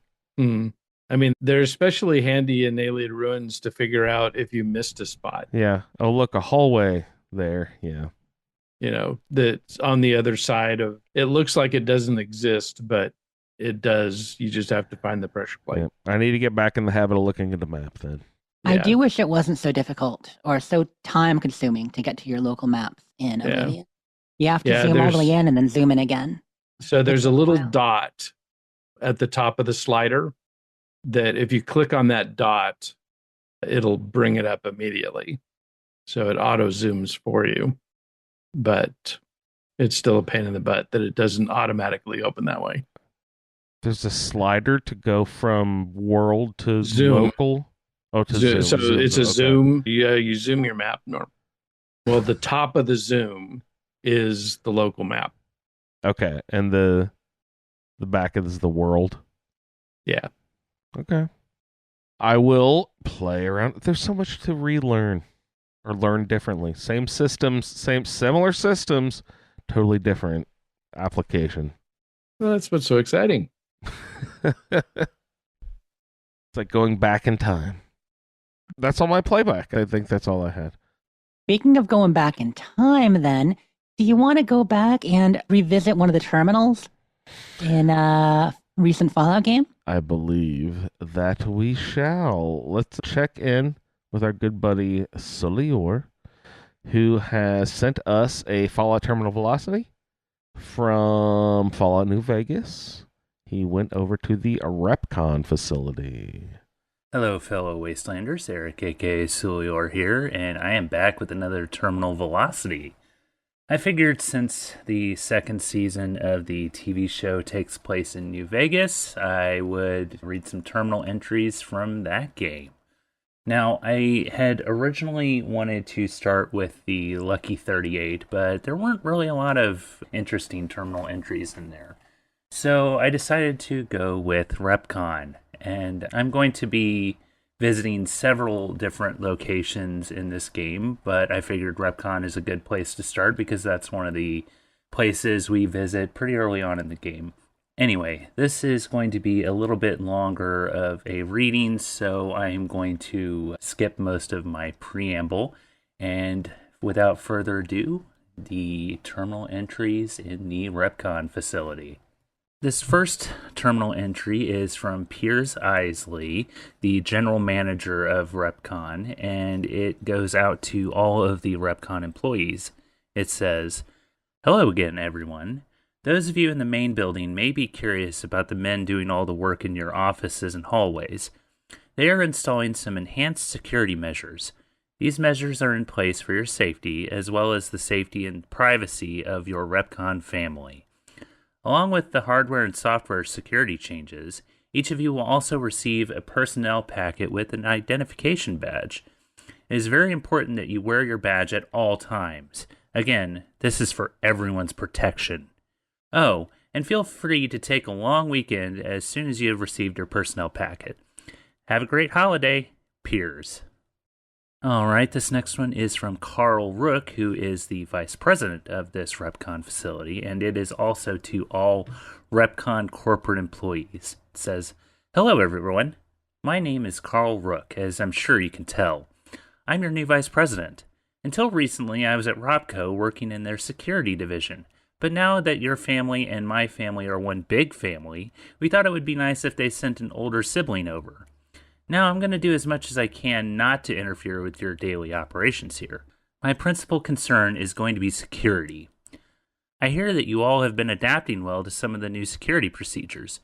Well, we've got some new kids to join your little family here. You'll see some friendly androids patrolling around the main building. As long as everyone remembers to wear their badges at all times and make sure that they are properly registered with security, these friendly androids will stay out of your way. So as long as you all keep on as you have been, everything will be just fine. Thanks for your time, Carl. P.S. Please remember that the third floor access is for executives only. If you need assistance from me or Piers, feel free to give us a buzz on the phone and we'll send you down the daily password. Thanks." So, sounds like they've got some synths going around in the building. Androids, yes. We've got a few terminals that once you unlock them, they'll say things like, "Your security is our security," and "Good day, Ms. Wang," for Sarah Wang. And speaking of Sarah Wang, we have a terminal entry from her going out to Carl Rook, and it says, "Carl, I've made some progress decrypting the packets. From what I can tell, someone is sending progress messages to a secure offsite server somewhere. Were I to venture a guess, I would say that the messages are going to Poseidon, but I don't have enough proof to make a serious claim. Sarah." So it sounds like these terminals are not as secure as they once thought. Here's another message from Sarah Wang to Carl Rook, and it says, "Mr. Rook, from the last couple of weeks, I've seen higher than usual rate of encrypted messages leaving the facility here. These messages use an unusual encryption protocol that I haven't seen before. I'm fairly certain that this isn't a DoD-approved method. I fear that these messages may be a sign of someone sending insider information. Sarah Wang." Yeah, I'd say that they definitely have a mole somewhere. Here's a response from Carl Rook to Sarah Wang, and it says, Mrs. Wang, please continue your investigation into the messages and keep me appraised on any progress you make. In the meantime, please keep this information private. I will make sure that the appropriate parties are informed. And please, call me Carl. Carl. Here's a message from Carl to the IT services, and it says, Hello. I will need someone to come over as soon as possible and clear the old vice president's data off of this terminal, as well as reformat it with my personal information. Thank you, Carl Rook. Here's a message from Piers Isley, the general manager, to all RepCon staff, and it says, I'm sad to inform you that after many years of loyal service, Leonard Steeple has stepped down from his position at RepCon. We wish him the best in all of his future endeavors. For the time being, Julia Masters will be overseeing Leonard's departments. Department heads will be meeting with her later today. Thank you for all of your time. Sincerely, Piers Isley, General Manager of RepCon. Here is a message on Julia Masters' terminal, and it's encrypted, so we can't really see who it's to or from. But it says, I've managed to get the password to Isley's computer. I'll forward it to you with the release notes to Q35. The prototype is going to be stopping here on its way to the Department of Defense. You should be able to intercept it on the road. Here are the release notes on Q35. It is a quantum plasma modulation matter injection rifle. Say that 10 times fast. And there are several here. So version 32, it says it's a failure. And it says, while version 32 didn't have the power yield of 31 or 30, we managed to increase the stabilization threshold by approximately 27.35%. This is promising, however, we still have yet to come up with a solution for the matter inversion issues. And number 33, version 33 says that the lab was destroyed and the data was lost. So the note says, interesting. I'm not sure where we got this data from. It is completely different, or is a completely different direction from what we've been working on. We managed to cycle the matter inversion using a polarized quantum spin. I think that we solved the issue with the compensation field. I have high hopes for the next weapon. And version 35 is a success. It says that the data we received from Xuan, Xuan, did the trick. We managed to get a stable build module. I don't think this weapon is ready for mass production yet, but it should show that we have a working prototype. We should be able to get these issues resolved in a later build. As requested, here are the improvements when compared to the standard plasma rifle. The prototype material is not suitable for extended field use. On average, the Q35 has a higher refire rate, but the time between shots is more consistent. Increase the inactive bolt charge time, accurate at long ranges. Plasma charge has a 30% increase in energy. So that sounds like a pretty powerful weapon. Here is a terminal message from Leonard Steeple, who was the previous vice president, to Julia Masters, CFO. Julia, I'm sure you have heard by now that about Robco's intentions to buy out our company. In the past, you and I have been of like mind when it comes to the moral and financial future of this company. When Poseidon showed interest those years ago, you helped me rally the board in order to keep RepCon autonomous. I'd like your help again with Robco. Piers claims that Robco is buying shares in the company to force a hostile takeover if we won't sell willingly. I don't believe that they will be able to pull together enough shares without some approval of his board. I think that you and I will be able to sway enough votes to keep the company safe. I hope you will stand with me for this. Leonard. And we obviously know that didn't happen. However, here is a response from Julia to Leonard, and it says, I'll stand with you, Leo. Give me a few days to try and gather some support from my allies on the board. I've run the numbers, and I'm pretty sure you are right. We can fight this. Jules. Here is a message from Julia Masters to Piers Isley, and it says, You were right. Leo sent me a message last night. I made a call to the board.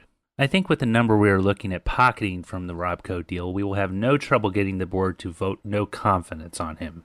Jules. So it looks like she was kind of playing double agent there. Here's a message from Carl Rook to Piers Isley. It says, "Hello, Piers. Now that things have been set in motion, I'm going to be your liaison and point of contact with Robco. I'll be handling anything that arises during your transition to the Robco family. My first priority is going to be tightening up your security. As you well know, Robco handles many classified projects. Because of this, Robco will need a large increase to security. I'll be sending over some engineers and security personnel to discreetly install some enhanced security procedures. Most of it will be pretty innocuous. However, all employees will be required to wear their security badges at all times. Please have your people start wearing the badges well in advance of our partnership becoming official. I think it will make the transition easier. None of the security measures will be activated until I arrive on site. Hopefully by then, everybody will be comfortable with the new rules. Thank you for your time, Carl Rook, and apologize for my dog making an appearance there." Here's a message from Piers Isley to Steve Reynolds, who is the launch facility project manager. It says, "Steve, can you send an email out to your engineers reminding them about our security policies? I'll be sending a message next week about some increased security procedures. Easy for me to say. Thanks, Piers." Just a few more here. I promise I'll make this quick. So here's a message from Piers Isley to Leonard Steeple, and it says, "Leo, it's good to have you back in the office. I hope Lisa is feeling better as well. That was a nasty bug going around. Hopefully the kids didn't catch it. Either way, it's good to have you back in the office. While you were out of the office, I met with some executives at Robco. They're very interested in the potential that our organization has been showing and are making an excellent effort to buy out. I'll have one of my assistants run over with the draft they gave me. Take a look and let me know what you think. Piers." And here is a response from Leonard to Piers. It says, "I have no interest in selling my portion of the company to Robco. We went over this with Poseidon. These companies deal in defense contracts. That isn't what we're about and isn't something I'm willing to support. I'm sending back the package. I'm sure you have a fairly solid idea of where I think you could put it. Yours truly, Leonard Steeple." Here's a message from Piers to Leonard. It says, "Leo, I've heard more from my contacts over at Robco, and it sounds like they've already started buying up some of our public shares. With just a little bit of support from our stockholders and board members, it's not inconceivable that this amicable relationship could turn very hostile. It is in everyone's best interest if we take this deal while it's still sweet. I don't think that it will stay this way for long. Piers." And finally, here is a message from Carl Rook to Xuan Duong, who I mentioned earlier. He is the senior staff engineer. It says, "Xuan, one of my contacts at Poseidon Energy found the specs for the canceled Semele, Semele, plasma rifle. I'm sending them over to your team. From what I can tell, they've managed to resolve the matter conversion issue you've been having with the Heisenberg compensation field. Combined with the data from the sabotage launch, I think you have everything you need to complete Q35. Colonel Moriarty is expecting results with this project. I don't need to tell you what a favorable evaluation from his desk will do for all of our stock portfolios. Carl." Anyway, that is the last terminal entry worth noting in the Robco facility. Sorry, this took a little bit longer than I expected. But yeah, that is the first stop on my New Vegas tour. So anyway, I will see everybody in the wasteland. What role do we think Repcon is going to play in Fallout TV show season 2? Of course, we have no way of knowing. I'm going to predict it will be the scene setting for the climax, similar to the energy thing at the end of season 1. Do you mean at the observatory? Yeah. At the perpetual energy thing. What were they calling it? I don't even remember what the energy thing is. It's cold fusion. When you said cold the energy fusion thing, I didn't connect it with the observatory. Yeah, at sorry. first. That would be a great place for the scene. So one cool thing I want to mention, Julia was the woman in the meeting representing Repcon during that big scene. At the beautiful. TV show. Julia Masters is her name. So all of those, everything that Solior just read there, these terminals, basically these are the terminals throughout the Repcon headquarters building, not the rocket facility, but the headquarters building. And Oh, I see. uh, Okay. he went through a lot of the individual people's terminals. The correspondence is nonlinear, but you can kind of piece everything together back and forth there. The way Julia was playing both sides, trying to make a deal, and how Leonard thought she was going to stand with him against the Poseidon thing. I mean, how she did stand with him against the Poseidon thing, supposedly, and thought she would again with Robco. But she was making a lot of money. One thing that they didn't get into in this, at the end with the Samil, and I don't know how that's pronounced either, but the matter modulation rifle, that's the Q35 matter modulation, which I'm sure you've gotten in the game, right? Right? Oh yeah, Vegas? yeah, Yeah. it's a nice one. It's a great plasma rifle. And the reason you can find it is because Julia actually intercepted the shipment. So it was supposed to be shipped to the Department of Defense, and she actually intercepted the shipment, which is why you can find it being held there at RepCon. What role will they play? I like your idea. I think that's awesome. The idea that they could be the setting for one of the final scenes. I think we're Yes. going to get a lot of past in the TV show. I think we're going to get a lot of the flashbacks to the early days pre-war with the Vault and with the Ghoul there with Cooper Howard. I bet we're going to get more of that with House and some of those businesses. You know, it was so effective last time. I bet we get a few scenes with some of those characters. I know that I play up the whole Todd doesn't like to acknowledge New Vegas thing, but I am kind of surprised that it seems like New Vegas is going to be a big portion of this TV show, which Todd is executive producing. So I guess he's not that mad at it. He's really not and never has been. You know, like no, I it's just always want been him a to be made-up mad story. at it. Right. All right. Good stuff. Thank you so much, Mr. Solior. Looking forward to more backstory, actually, to all this New Vegas stuff that might come in handy for an upcoming TV show. Speaking of which, that might be coming up in our Iguana Bits here in just a minute. But first, Jess, I wanted to ask if you guys wanted to play a quick round of Mountain Sprite or Mountain Don't. I was waiting Could for the this theme be- song. What? this For be- real? Fake Sprite brands. Let's play Mountain Sprite or Mountain Don't. What do you guys say? Let's go. I didn't know, I had no idea you made a game. I thought you were too busy watching baseball tonight. I just whipped it together. Are you guys ready for the great new game show, Mountain Dew or Mountain Don't? For the energy to let you swing, make Mountain Dew your thing. Get the barefoot feeling, drinking Mountain Dew. All right, I just whizzed this together real quick. And I kind of fucked it up last week. The way we're supposed to do is I'm just supposed to name one and you're supposed to say if it's real or not, right? That's the Yeah, original back and one you forth came- was what okay. we were doing. Yeah, but your way you did it last week was fun too. Also, when I listened back to the show, that Dr. Pepper, that was hilarious.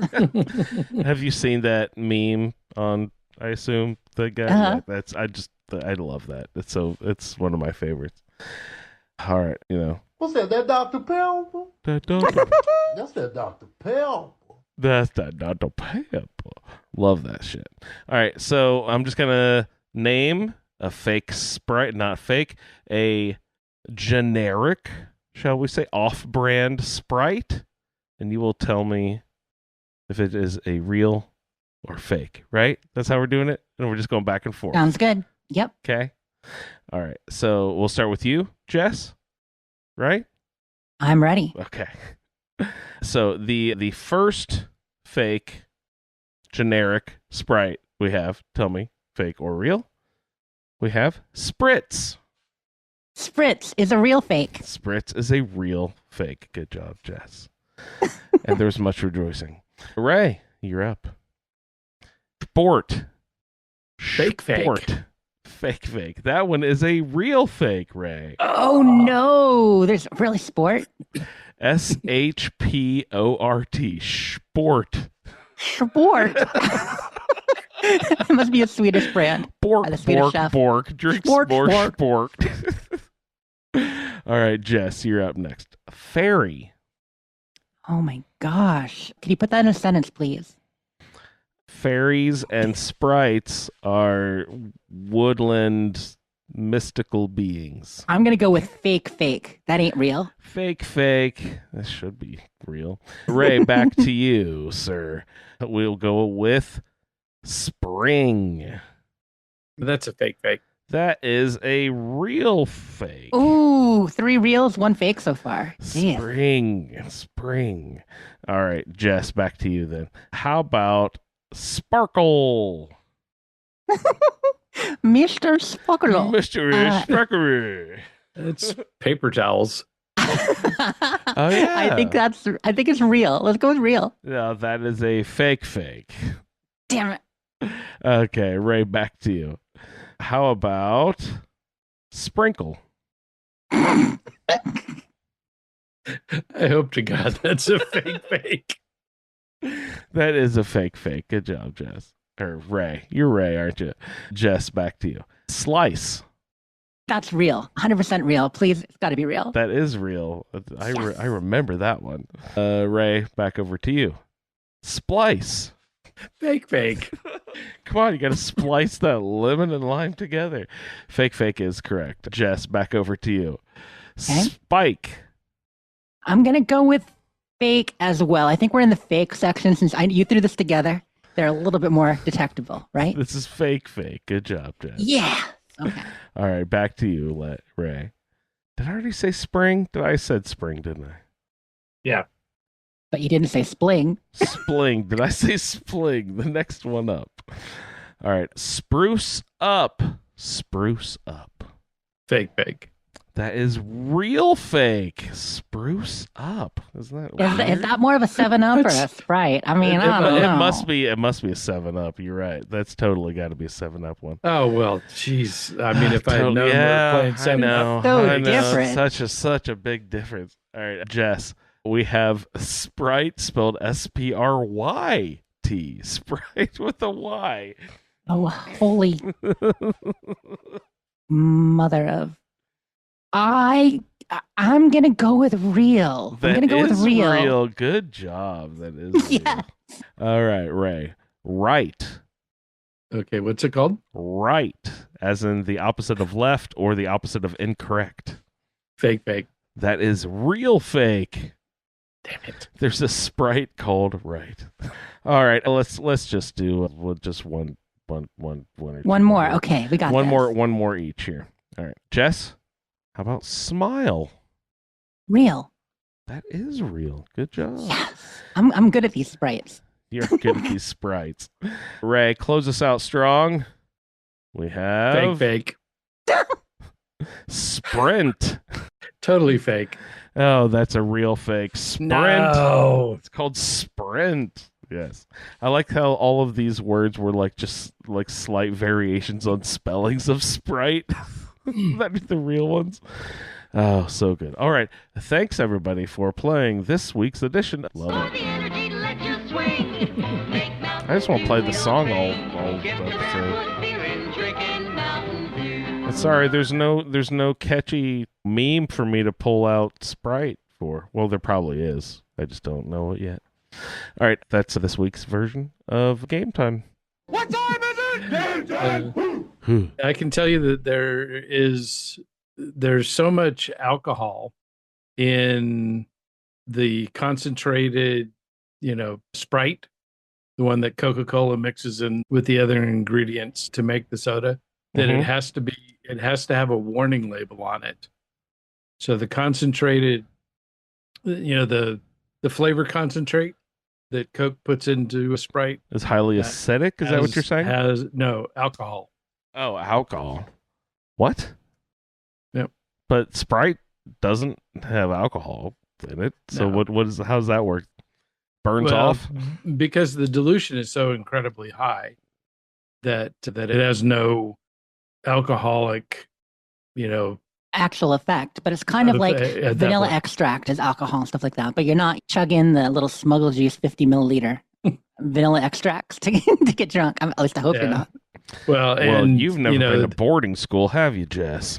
The soda concentrates would kill you so much faster than any alcohol there would have time to inebriate you. So, because it's a probably a 2 or 3 gallon container that makes thousands of gallons of soda. And it would just eat your face. Yeah, it just dissolve your body from the inside out. It's phosphoric acid, basically. All right, you guys, what do we got else on the show tonight? Well, I think it might be time to roll into some iguana bits and maybe chat a little bit about that New Vegas place. Jessica, to the office, please. Jessica, to the office. Your iguana bits are ready. Please come pick them up. Yesterday at 1:36 p.m. Eastern, Fallout on Prime tweeted, and I quote, "Achievement unlocked. Fallout Season 2 has wrapped production." Wait, that means something different. I thought they wrapped filming. They wrapped production. It means they're done editing and shit too? No, wrapped production, okay. They just mean the filming portion. Yeah. Okay. But along with tweet, they had a picture of the ghoul there, Walton Goggins, and he's taken off his hat Ripping his- and is ripping his prosthetic makeup off. He's happy to be out of that. Super excited. And then other members of the cast followed suit and did their own little thing. We got some cool pictures of Max and Lucy and the ghoul, all kinds of stuff happening. So yeah, they are done. They have wrapped filming. This is good. They're only maybe about less than a month after what we're kind of estimating. Like ahead of time, while we were playing the game, I was looking for an old tweet I had done where I had done a little bit of the math. I couldn't find it while we were playing the game. I was far too captivated by Sprite and Spring. Sprite. Sport. How was sport? Sport. They got to be grapefruit in that one, right? Ew, Oh my gosh, sport. But I tell you, okay, anyway, the thought was, given that I believe it was about 21 months total last time and 13 months from the time they wrapped filming to when it released as far as the post-production and editing, but that was the first time. So we were predicting it was going to be more like 10 to 11 months this time based on what they already had. And so we were thinking the show might be out February of next year. Now, they did have to put off filming for about a month and a half. Due to the forest fires and stuff, there was a delay. They had to stop mid-filming. With all that, even if that puts it behind a little bit, the fact that they wrapped filming now still, that's a really good sign. And like, does this mean we're getting it late this year? Like they're thinking because it wrapped now, you know, that it's going to be done and ready October, November or something. That would be awesome. That would be amazing. I don't think it's going to be ready in just like 7 months. It'll probably be a little bit longer. Yeah. But that would be great. I'm still anticipating early next year, maybe even earlier than the first time we got it. But God, it would be cool sooner. Little did Jessica know that only a few days later at the Amazon upfront, it would be announced that Season 2 would be out this December, and the show had already been announced for Season 3. Yes, just 7 months hence, and there was much goddamn rejoicing. Pictures we've seen, I'm not going to do spoilers. I know some people are still trying to avoid it, but we know it's set around the New Vegas area. We know we've seen pictures of a few things. I was just telling Ray, got our first look at a picture of the Freeside set. And what's cool about it is it looks lived in, used like as though there are people there. Because there's the rumor going around there, people worried, oh, New Vegas has been destroyed just because we saw it from a distance. And then with the little pull out at the end of the credits, we saw it destroyed or, you know, fallen down. The lights weren't lit during that end credit scene. So it does look like at least Freeside. We don't know what's going on the strip. We don't know what's happening yet, of course. But it does look like whatever happened around New Vegas is not completely gutted. There are still people there. There's still stuff happening. So that's super exciting. But you figured there would be, right? There's no way they're going to pull a Shady Sands on New Vegas too. Like, Right. Yeah. I mean, that would have been a bridge too far. Yeah, they're like, yes, you like the show, but we destroy all the things you love. And I mean, goodness knows, I like some heart-wrenching in my favorite TV shows, but that would be too much. Yeah. I mean, take out Good Springs if you have to, but Not Sunny Smiles, no. Powder Gangers there, rubbing their hands together. We don't know anything else yet, but it's just great seeing pictures. Things look great. Pictures of Max in his power armor. He's still got the power armor with the scratch across the front. So that's cool. That's his iconic. He looks like battle damage He-Man. Heirloomed. Did you ever? Battle Ray, you damaged probably didn't collect He-Man. He-Man. Yeah. But No, I did not. Andrew, did you have battle damage He-Man or Ram Man? Ram Man. What was the guy who you could twist around and he would Mechanic? Yeah, that guy was sweet. The guy's face would rotate. My favorite was Skeletor's cat. It wasn't Panthro. I forget what his name was, but it was like slightly fuzzy. And Battle Cat was all green and Yeah, hard. Cringer Battle Cat was greenish. Mm-hmm. He was like just hard plastic, but the purple Panther, he had like a little fuzz to him. Anyway, sorry, Skeletor aside here. Super cool though. But yeah, I love the battle damage look, and that really is what they're going for with that. They still do that. Mo's King Kong. He has a new King Kong that you can flip little panels on his arm that will reveal battle damage. So it's like you can have healed Kong and battle damage Kong. Yeah. Hilarious. It's a good look. I'm glad you didn't replace the armor. That kind of stuff becomes iconic after a while. So you kind of want them to keep the look, but I can't wait to hear more. Because this is done filming, that means they're probably going to start updating the IMDb more too over the next little bit with everything filmed. And as they know which characters are in it, we're going to start to get some episode descriptions. We're going to start to get character names. And so I'll be watching that like a hawk the next couple months. Oh, nice. Oh, yeah. That's great. Additional news. Let's see. We got some Starfield news. Ooh, We what we got? actually, believe it or not, got some movement. So there was an update announced last week, and a Starfield beta update, which they're going back to what they were doing before with the regular updates, where they would put an update on the Steam beta about a week and a half, 2 weeks ahead of the actual release. That should be what happens again. This beta, though, it feels like they are rolling out the red carpet for the main course. You know what I mean? They're setting the stage. They're cleaning up a few more bugs, a little more quality of life stuff, getting some features in there for the big stuff to come. So the actual added features for players of Starfield. First of all, if you're playing on a potato, so if you're running Starfield on a laptop from 2012, there's a chance it might run now. Probably not.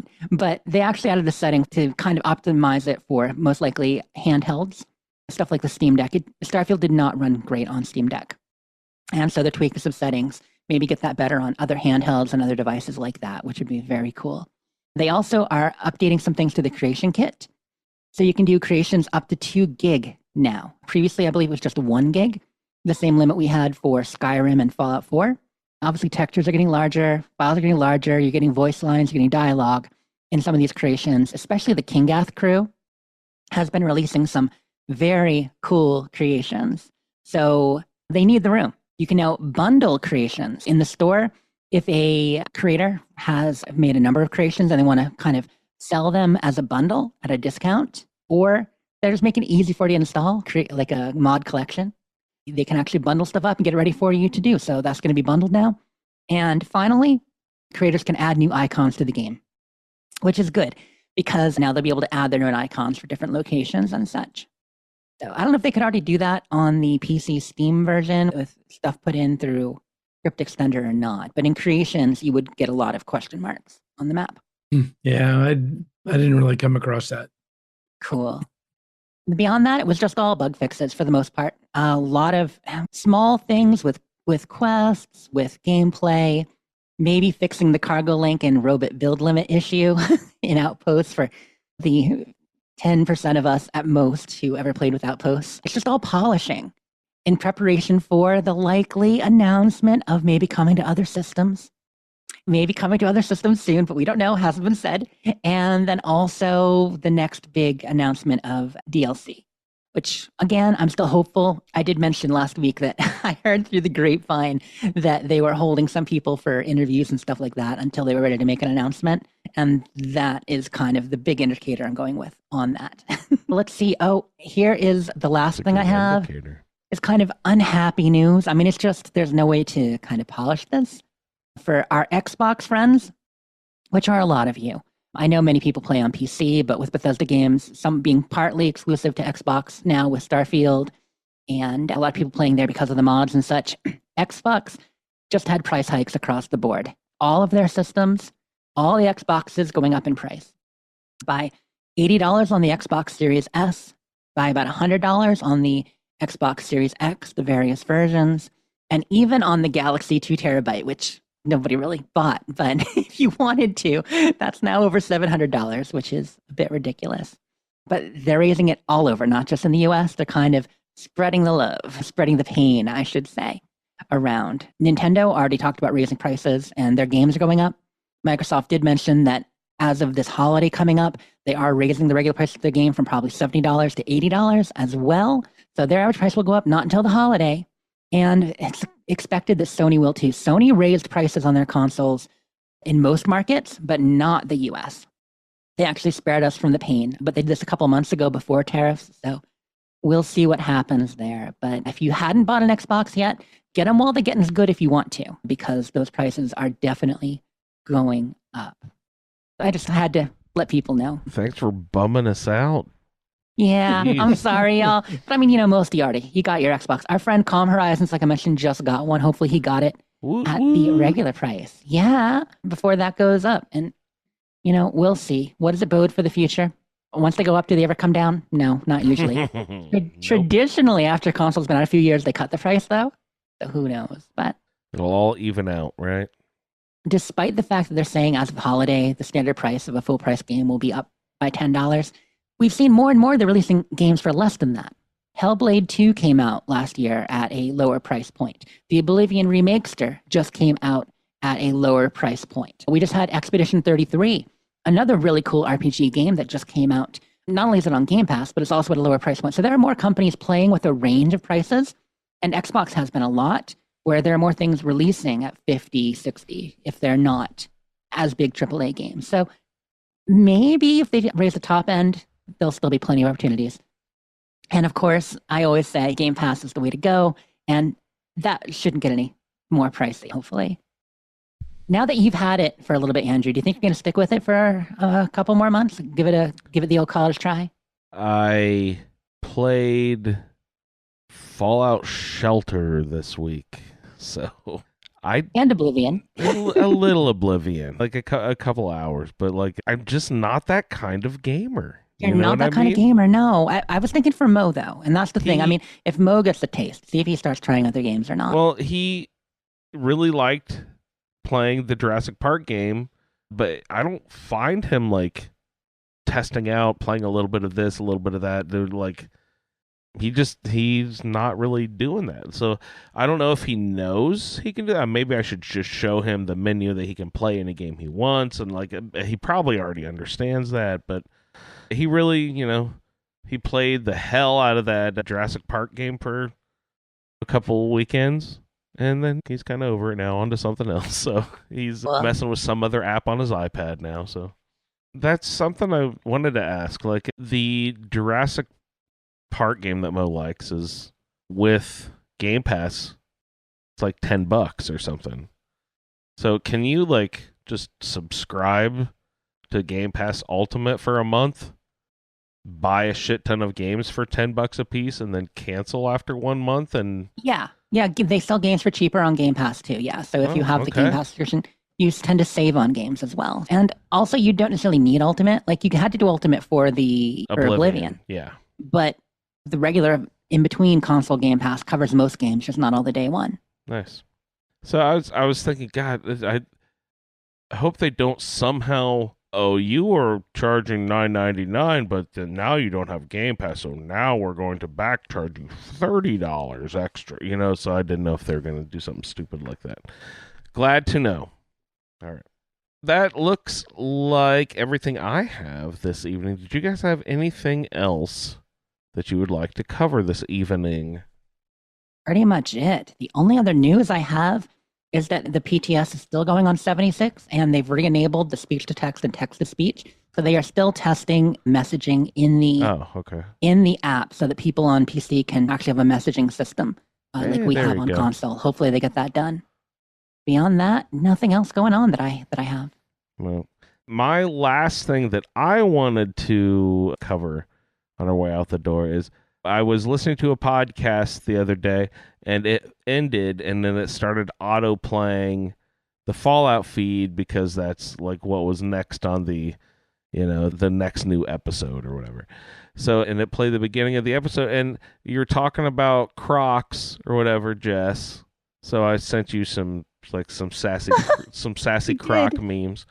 But I was listening to that episode, and I like destroyed Angel's children's. I was just like, she was talking about, how her kids have Crocs too. It was like, oh no, Angel's dumb kids or something. Like I said something like super rude, and it was all in jest. And I just wanted to like really apologize because I made it sound like You were, I believe, quoting okay. Bob, like, because Bob was joking like he didn't know what Crocs were. And she's like, well, my kids use them. So anyway, shout out to Angel's kids. How about that? Who are very cool and For probably wearing have great Crocs. Crocs. Yes. Those every color. Croc lights you sent me, they make like pinnable flashlights, like Pip-Boy flashlights for your Crocs. That's ridiculous. They're headlights for your Crocs. Footlights, I guess, not headlights. Oh, so good. All right. Ray, was there any other topics you want to discuss tonight, mister? No, and I'll stay out of the Crocs and kids conversation. I'll just get you some lights you can just tape to your bare feet because we all know you don't wear shoes. I don't like things between my toes, so I can't really connect them that way. But Yeah. All right, No flippy floppy. We'll figure out some other way. You can find Jess and all of her projects at Sleep is for Tea. See her a lot on Blue Sky. Also, she is off in our Discord frequently. Check her out there. Jess, thanks for hopping on. Thank you. Ray is also in his Discord a lot, also at RayLB and at BBCISSS for the Butcher Baker Candlemaker in Space for the No Man's Sky show. Ray, thanks so much for hopping on. good times. And I am dabbling in Blue Sky here and there, but I can also mainly be found in our Facebook group. And the show is at the Fallout Feed. I'd like to thank everyone for downloading this edition of the Fallout Feed. We will see you in the Wasteland. Thank you for downloading this episode of the Fallout Feed Roundtable. If you are interested in doing a play-along character with us, the show can be contacted by emailing falloutroundtable@gmail.com. For the roundtable schedule, our Amazon link, and all other show information, please head on over to asapodcasting.com, where you will find the Fallout Feed, a Skyrimatic podcast, our YouTube channel, the Chatterbox, as well as other content. Once again, thank you for downloading, and we'll see you in the Wasteland. I'm gonna post it in chat. No. When you go Check run this down and turn off the Oh, right, I gotta disconnect us. Good night, all. I'll be right back.